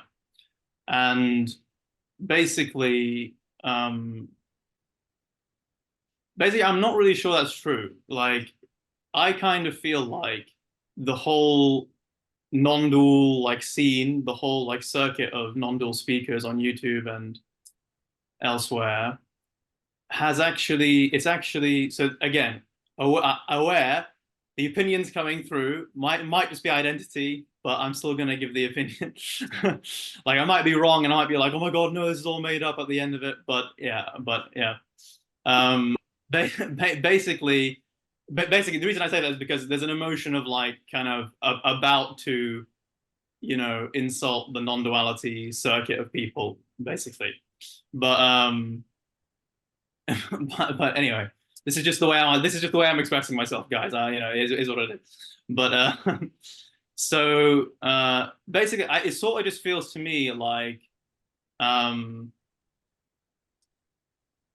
like Westerners that have discovered like the initial frontier of what basically India has been talking about for 6,000 years.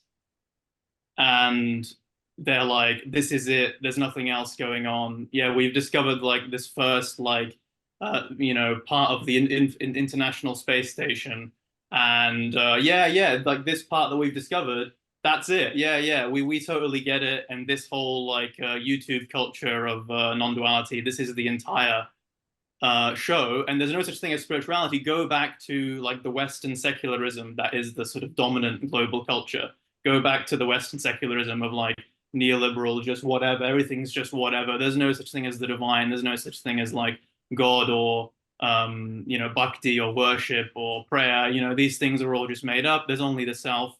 And so I think I've expressed it there. Like, and so that's one thing. And the main, like the two, there's one other thing I want to say, and then the comment is finished.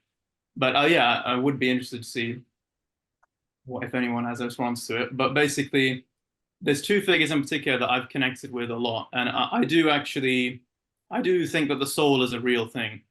Like even if everything collapses and like Tamer just totally becomes, you know, void and it's just pure experience, there is still a soul sort of somewhere in the chest. Basically, this is basically what I feel, and so basically you can put it this way: like my soul has connected to two particular like people. Let's say, I mean, there's been a lot of it has connected a lot. You can say with the Indian tradition, like what's called the Sanatana Dharma, like Hinduism. I'm not from a Hindu background, but that's just sort of what ended up being part, you know, my narrative, like my identity and everything, if you want to put it that way, or my soul, as well as sort of became fully interested in Sanatana Dharma Hinduism.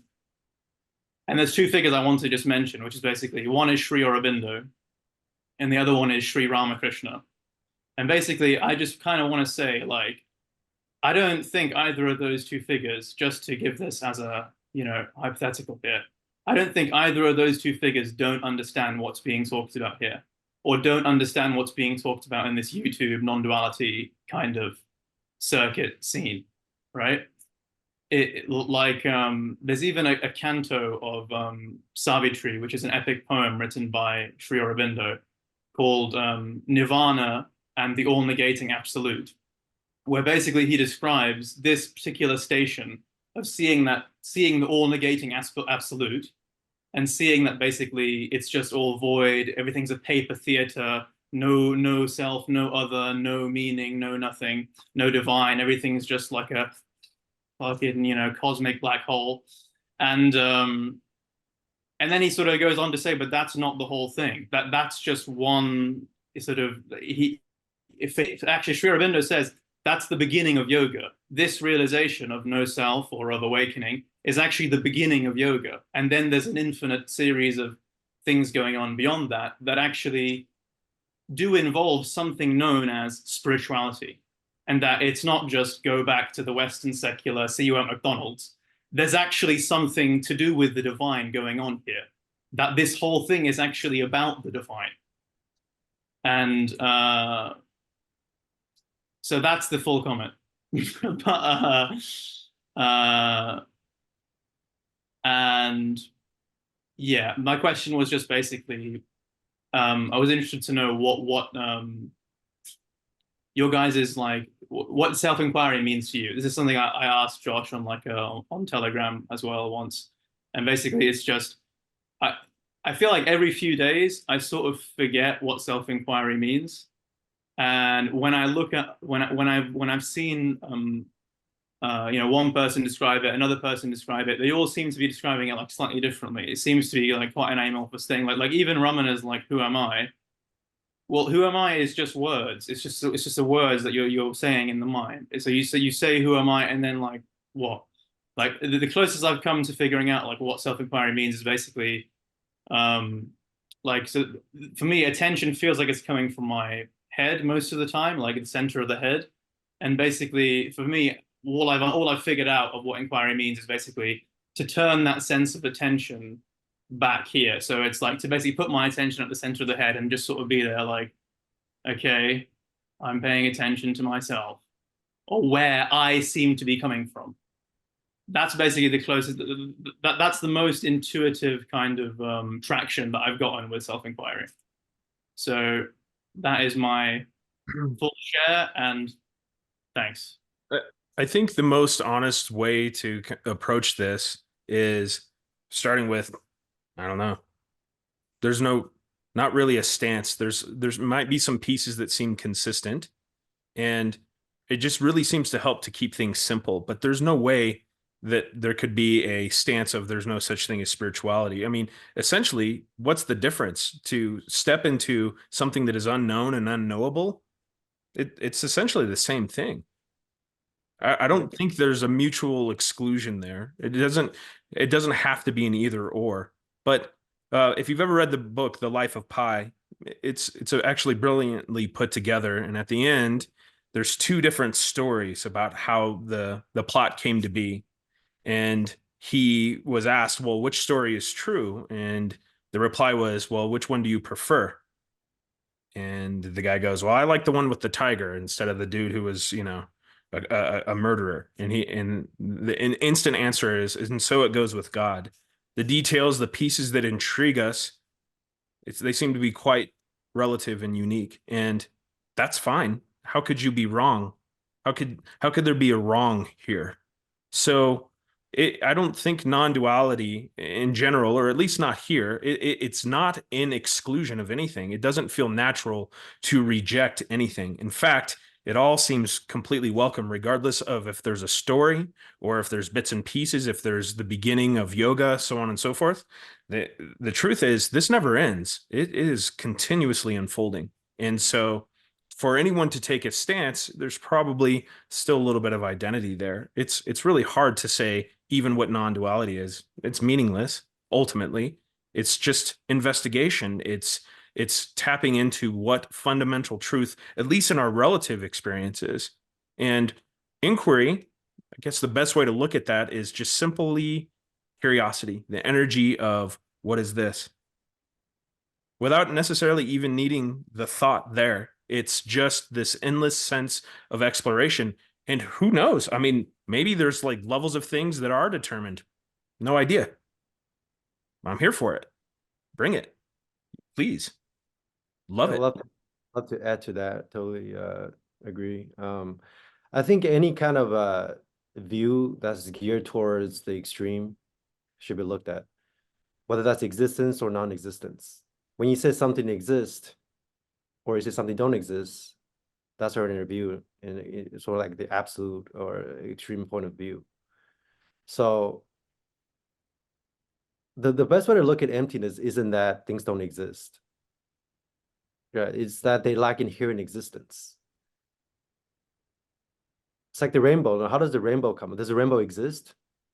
The rainbow occurs because of all those causes and conditions that have to occur at this precise moment for there to be a rainbow. The rainbow is there, but it's not there at the same time. It's beyond existence and non-existence.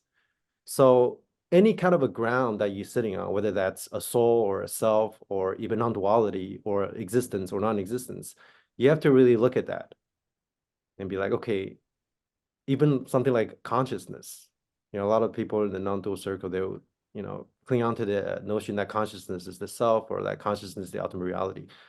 But actually, consciousness or any kind of a source is actually just like any other phenomenon. It arises through the causes and conditions of everything else.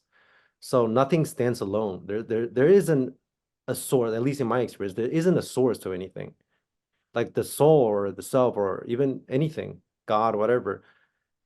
If there is a source, then it presupposes that there's some kind of a eternism going on, this eternal, all-pervasive consciousness or Brahman or any of those ideas. But when in fact, any kind of a absolutism presupposes a kind of a grasping, a clinging, something to do with identity. So that's why even the Buddha said at the end, even emptiness becomes empty.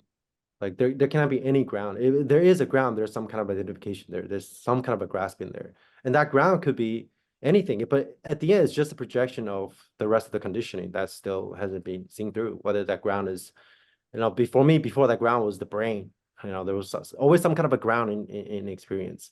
Was the brain or materialism? I used to be atheist, right? And then when I got to spirituality, that ground was spirit or was like consciousness. And when that consciousness expands even more, the ground becomes God. And when I saw through that, I was like, okay, there's a new ground called emptiness. Oh, there's nothing here. And that's another ground. But each one of those ground is sort of the code rising. It's the result of just cause and condition of everything else. It's just like the rainbow. So the best way to kind of investigate this is, the best metaphor is the dictionary. You know, there's not a single word in the dictionary that has intrinsic meaning. But you can't say the dictionary doesn't have meaning either. Every word in the dictionary is dependent on other words in the dictionary, and all those other words are dependent on other words in the dictionary. So even the word God is dependent on all the other words. Right? There's no center at all to this thing, right? So Yeah, it's interesting because like the appearances that Frank is talking about, this sense of emptiness and form, it becomes so increasingly rapid. Just that's the way to describe what the experience was like, that as soon as there was a notion that there was something there, a point of reference, it was gone. right. And it started to accelerate to the point where it was impossible to even recognize anything as emptiness or as form. There was no Right. recognition of recognizing recognition. And so I know it can sound like a cop-out. I know it can, but the paradox is the fundamental whatever of our experience. It cannot be one thing or another, or both, or neither. It's like that. Neither this nor that, nor both, nor neither. Yeah, that's the best. When it comes to language, that's the closest you can describe it. To just get a sense of the slipperiness of everything. And in the meantime, if there's a That's sense, self-inquiry right there, actually. yeah, and if there's a Like sense, whatever you look at, it's gone, and then you keep looking, Yeah. keep looking. if if it's exciting, if it's interesting, if you feel there's a soul, there's nothing wrong. There's nothing wrong with that. Yeah. You can't be wrong, but it's encouraging you to touch it, go to the center, know it every single time. It's literally, that is inquiry. It's just this pull of curiosity to become an experience where there's no more reference. How do we know that there's an us? How do we know there's an experience? How is there anything? How is there nothing? It's like, it's paradox. So Actually, it can't be wrong.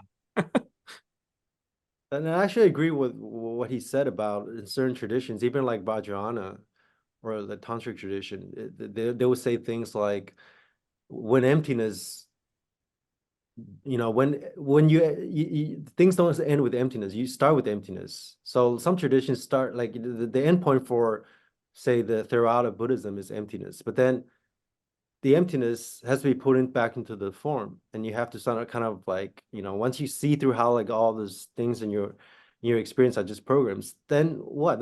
You got to sort of, you know, build some new programs from scratch, and that program could be more spirituality. It could be the soul. You could be, yeah, you could be like being a CEO in some company, right? Ultimately, it's all the same. It's like, it's not like anything that I said about soul or Brahma. It's not like they don't exist. It's like they're just like the rainbow. They exist because of certain conditionings.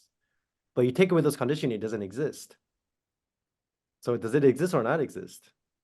Neither. Can't really answer that. Yeah.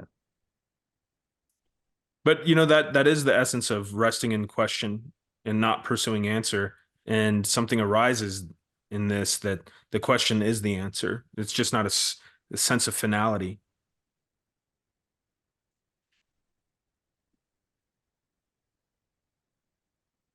Yeah, thanks. That was really helpful and interesting response from you guys.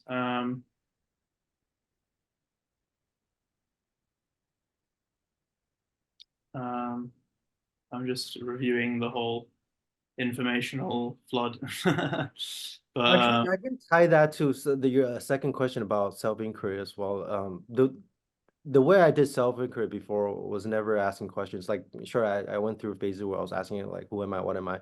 But then I found out the most direct way, at least for me personally, is to objectify everything in experience until the subject vanishes. So whatever you can look at, experience, or look at is not you. It's 99-90. So you objectify it. So it's easy to objectify like my microphone and say, this is an object, or this is not self, whatever.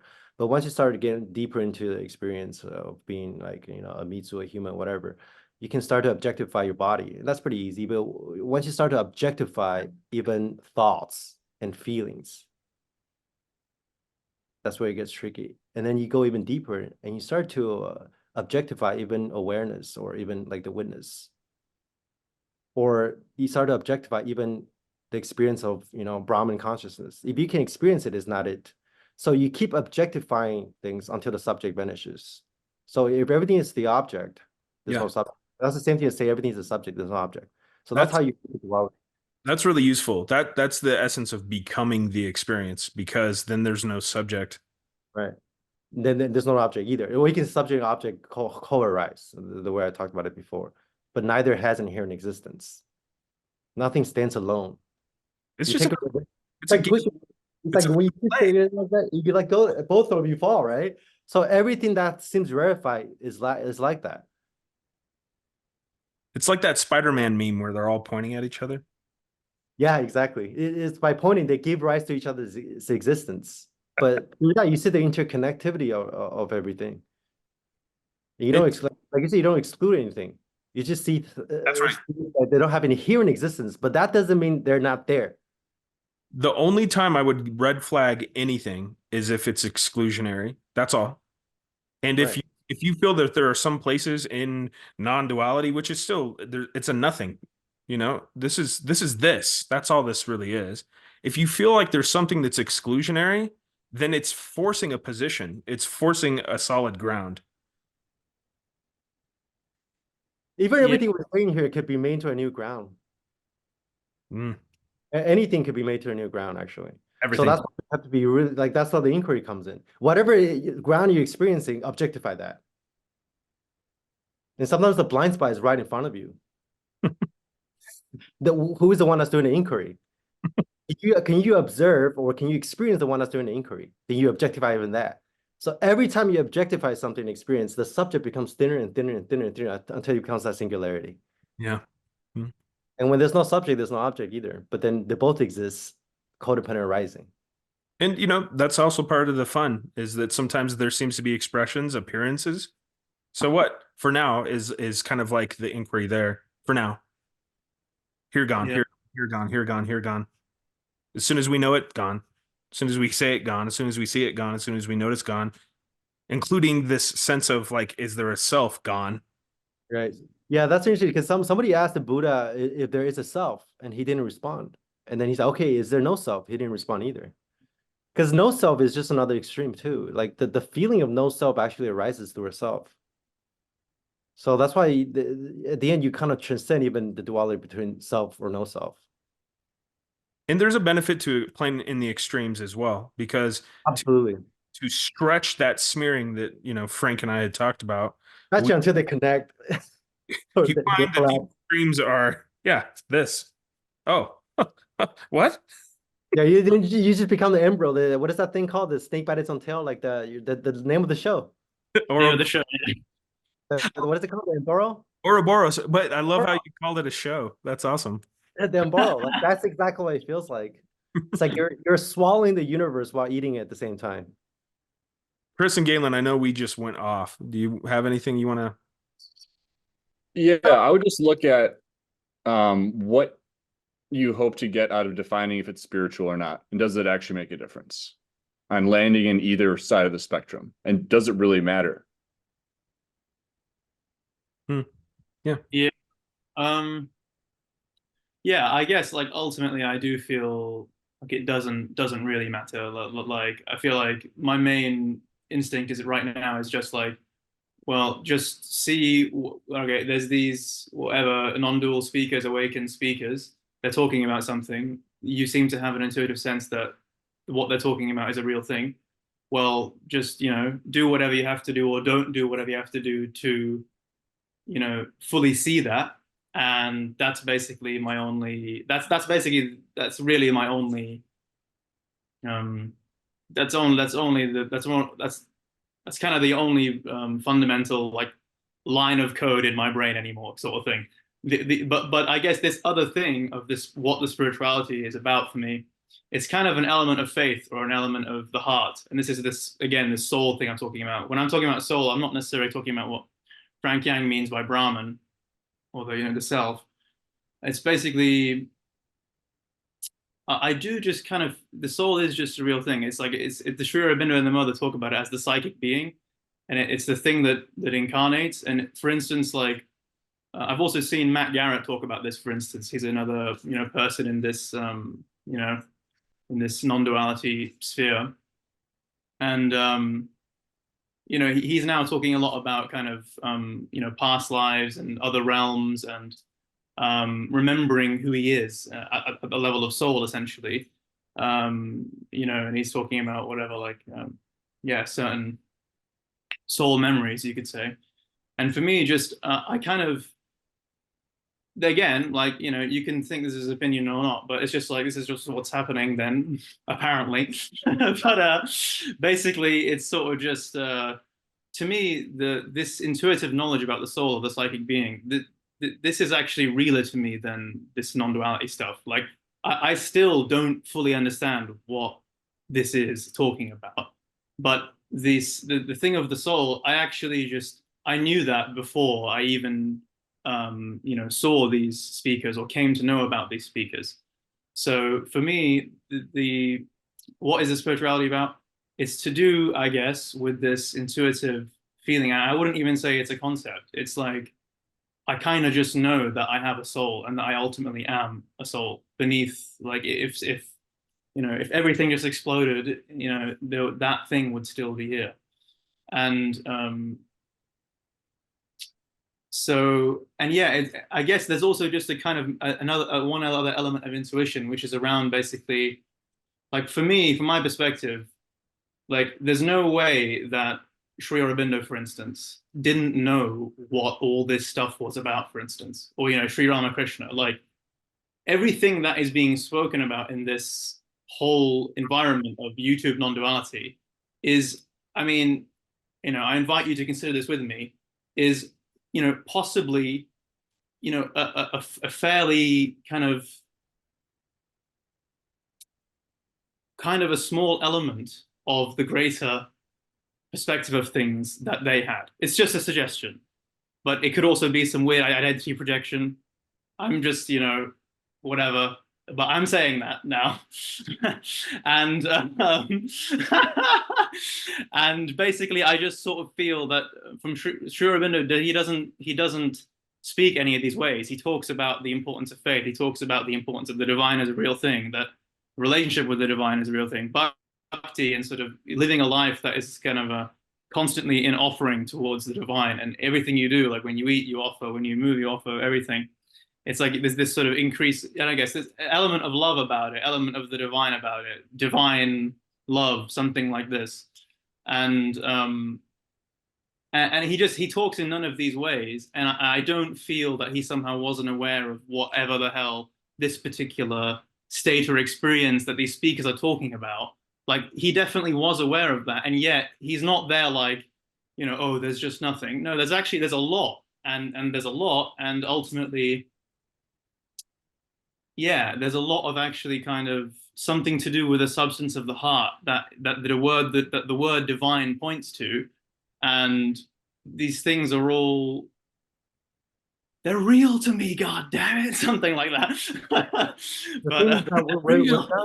We're not saying there's nothing. That was the point that we're making. We're not saying there's nothing. Like, the craving for existence and the craving for non-existence are both, they're the same, actually. So whatever you're criticizing about what you think we're talking about, that, oh, there's nothing, it's actually coming from your craving for existence. So you're criticizing the other side of it. But those are just extreme views. And yeah, I don't think it's like, I think his question was valid. It's like, why does spirituality matters? Well, why does it matter? Why is this spirituality or not? So why does it matter why does it matter what the soul is ultimately? Like ultimately, like we have to ask what your goal is. Is your goal to eliminate suffering? Or is your goal to, cling on to a doctrine and just be happy with it? That's totally fine as well.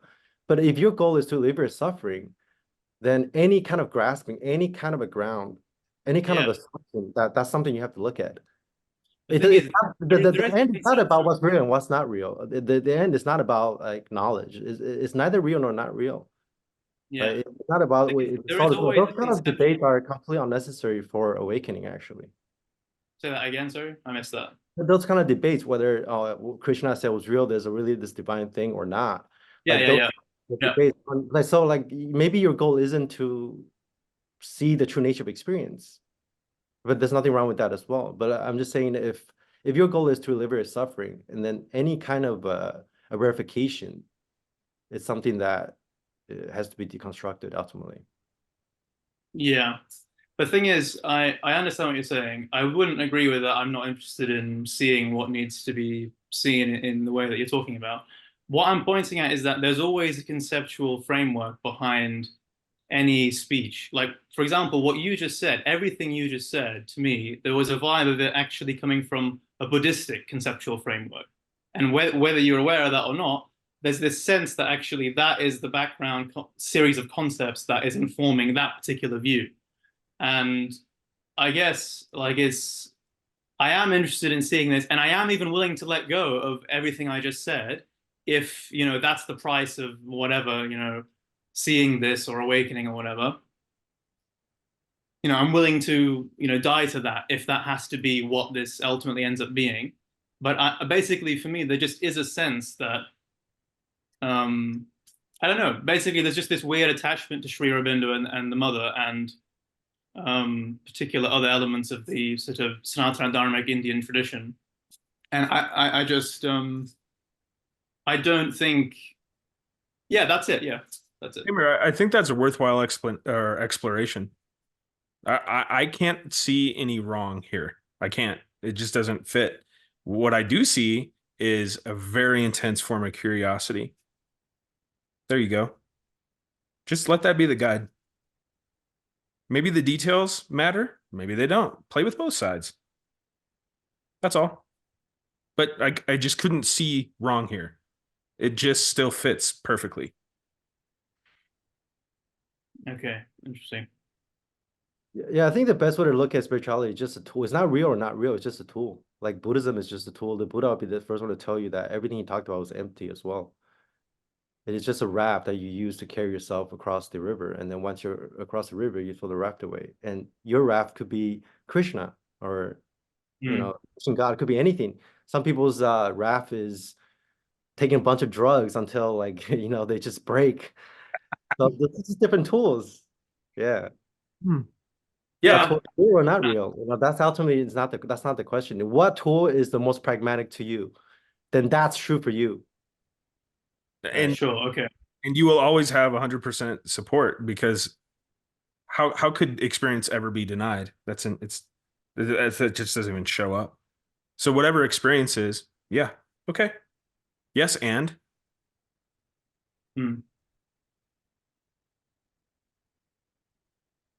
Cool, amazing. Thank you so much.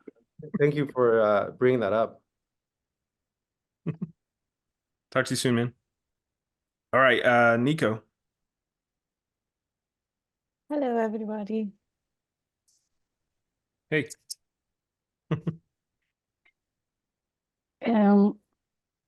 I like to share an few experience I have in the past. So the way my system is kind of goes up and down.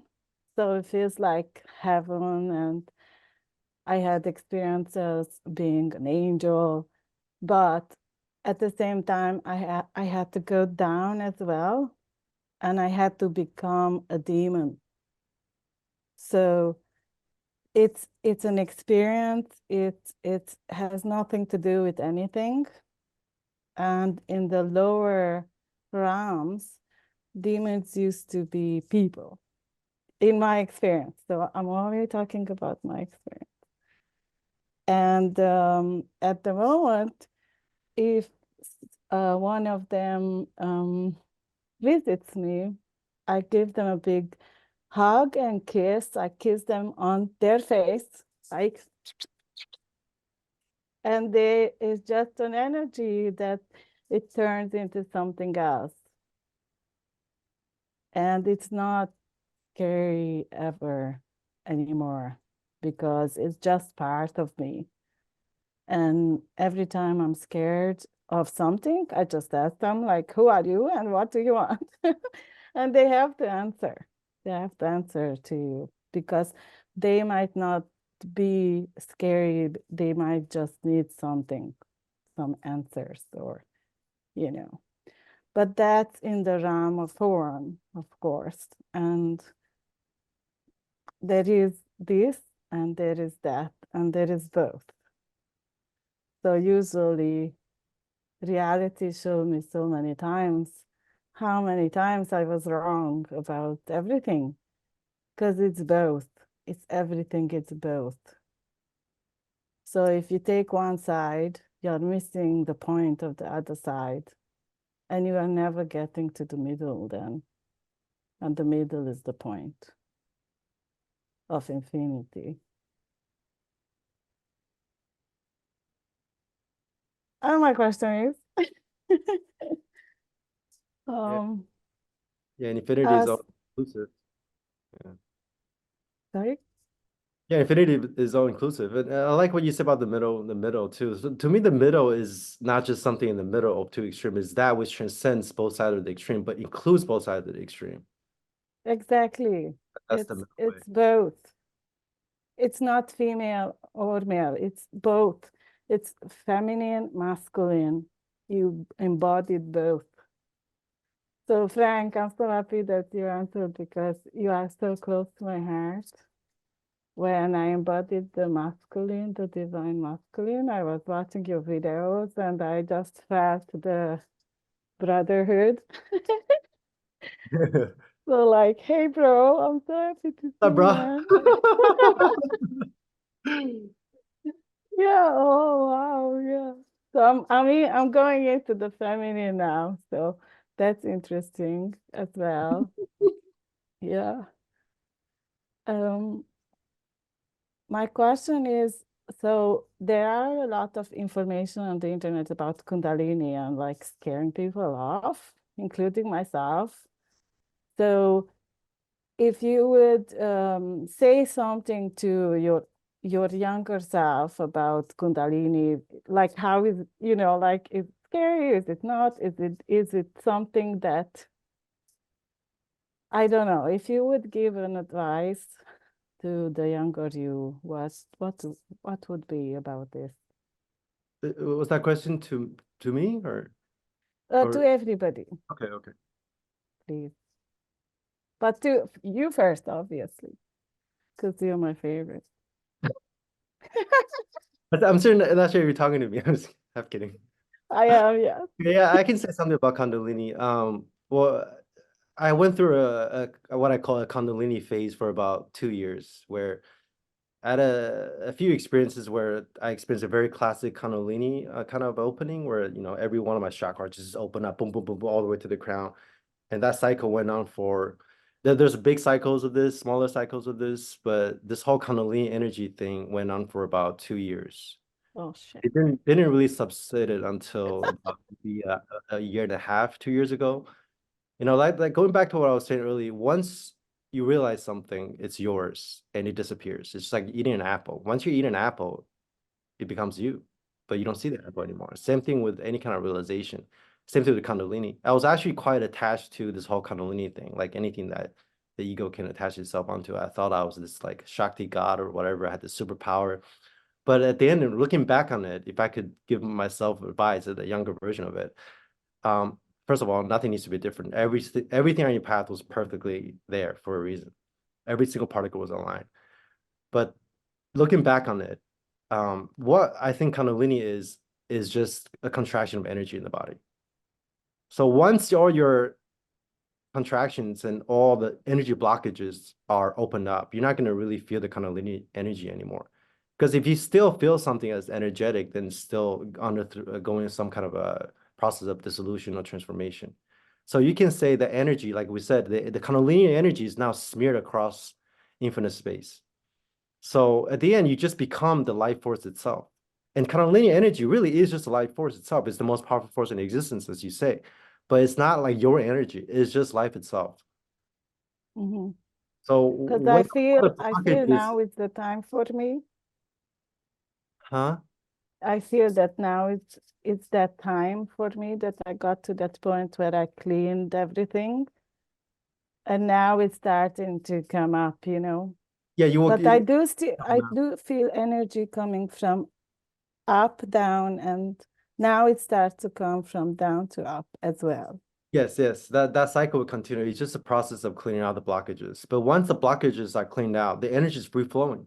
And like the wind that can't really feel itself, when the energy is itself, there's nothing solid in the center that makes you feel like some kind of the energy like in the body is just completely gone in a sense. But it's not like there's no energy in a sense. I feel like my body doesn't have any energy, but at the same time, it's being moved by that energy. Does that make sense? Yeah, so what you're saying that you don't have stuck energy anymore. Yeah, you can say it like that. Yeah, that you have No a more free like bliss or flow. anything. Yeah. Before there was a lot of bliss and a lot of experiences that are very much like psychedelic experiences that would just like turn on spontaneously, and I would have this kind of linear visions, kind of linear juices flowing over my body, but all that's pretty much gone. Yeah. I had a lot of visions and powers, but Yeah. you know, when I started, I was Beautiful. like, I feel like shit. I don't know what the fuck is going on, and I'm fat. So I keep going back to that. So I start having all kinds of powers, and I'm like, you're taking me away from that. Do I still feel like shit? Do I still don't know what's going on? Am I still fat? Like what's going on? You know? So I'm like, fuck that. I'm keep going into the dark, you know? Fuck it. Beautiful. Yeah. So I feel like I'm the toughest motherfucker on this planet. That's the attitude though. Yeah. Yeah, you're like a samurai. Because I went through so much shit that I just, you know. Galen, Chris, you guys have anything? Yeah. I mean, it's such a subjective experience. Like, depends on how much some people have these massive eruptions, and for other people, it's just a lot less. It's more like a thinning experience. Right. So, self-validating through experience really is what it's going to be about. Because you can hear all sorts of stories from everyone, but I wouldn't really attach to any of that in terms of what it's going to be like, because you really don't know. Yeah, I mean, the only thing there is to do is be with it. That's it. Doesn't matter. Well, I did clean everything, so like I hope she's gonna be gentle. Well, but it's never easy. I'm like a kid in a sports car on the fast highway, you know, like going. Too. I mean, maybe it is suddenly. It's not predictable, that's for sure. What about some people barely have any kind of linear experiences? Chris, is there a crossover with TRE? That's a very good question. You know what? I'm inclined to say no. I'm not sure, but I'm inclined to say no. I'm inclined to say they're two different pathways altogether. I've definitely had chakra experiences and Kundalini things happen just spontaneously. And that was, you know, when I was in the years where it was like disregard all experiences. So I never really paid attention to it. But I will say this, I think like that increased energy that was coming in on top of the repressed emotion that was already there, it just kind of, you know, set me up for just being much more disorganized energetically overall. You know, I've thought to myself, if I were to go back, if I had the possibility to go back, of course I can't. If I were going to do the Vipassana route, I would have done TRE first for maybe a year, and then I would have done yoga, and then I would have done Vipassana. I think that probably would have been a better strategy, but of course it didn't happen that way, and it worked out anyway. But yeah, I'm not an expert on these things. Beautiful. Thanks, Nico. Thank you so much. Josh, you didn't say anything. Okay. For a lot of people one-on-one, it seems like these aspects of Kundalini, sometimes there's a physical aspect which can be a lot like the body auto-adjusting. I've heard a lot of accounts of feeling like back cracking and neck popping and things like that in the midst of it. And then there's a sense of something subsiding. So really the only pointing is if it's there, go all the way. That's it. What else is there to do anyway? Yeah.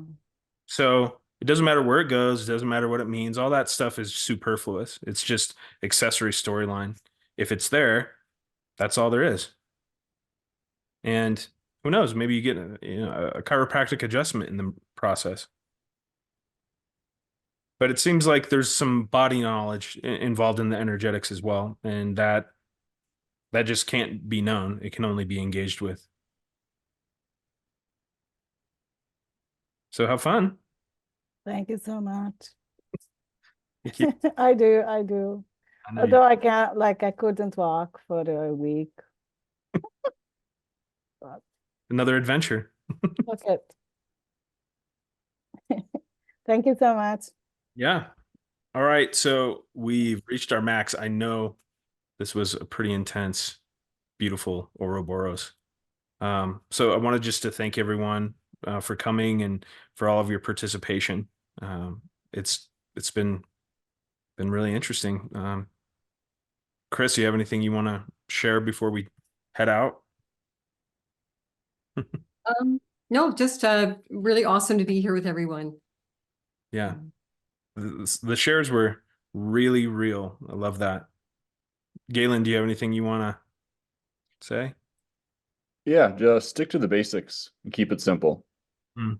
Like in your direct immediate experience, just keep returning to that, because we can get so caught up in conceptualizing and thinking about things, but just stay in your immediate experience and engage with the body and sensations. And that the core of this is really, the way I see it, is pragmatic simplicity and trying to be in that state as much as possible. Frank? Yeah, not much to add. It's just, whew. Every one of these Ouroboros are so interesting, and really definitely appreciate everyone's support with that. Frank, Galen, Chris, thank you all for being here. The experiment continues, What an interesting gathering it always is. So, thank you, John. yeah, thanks for hanging out with us for 2 hours, everyone. And we'll see you soon. Bye. Bye.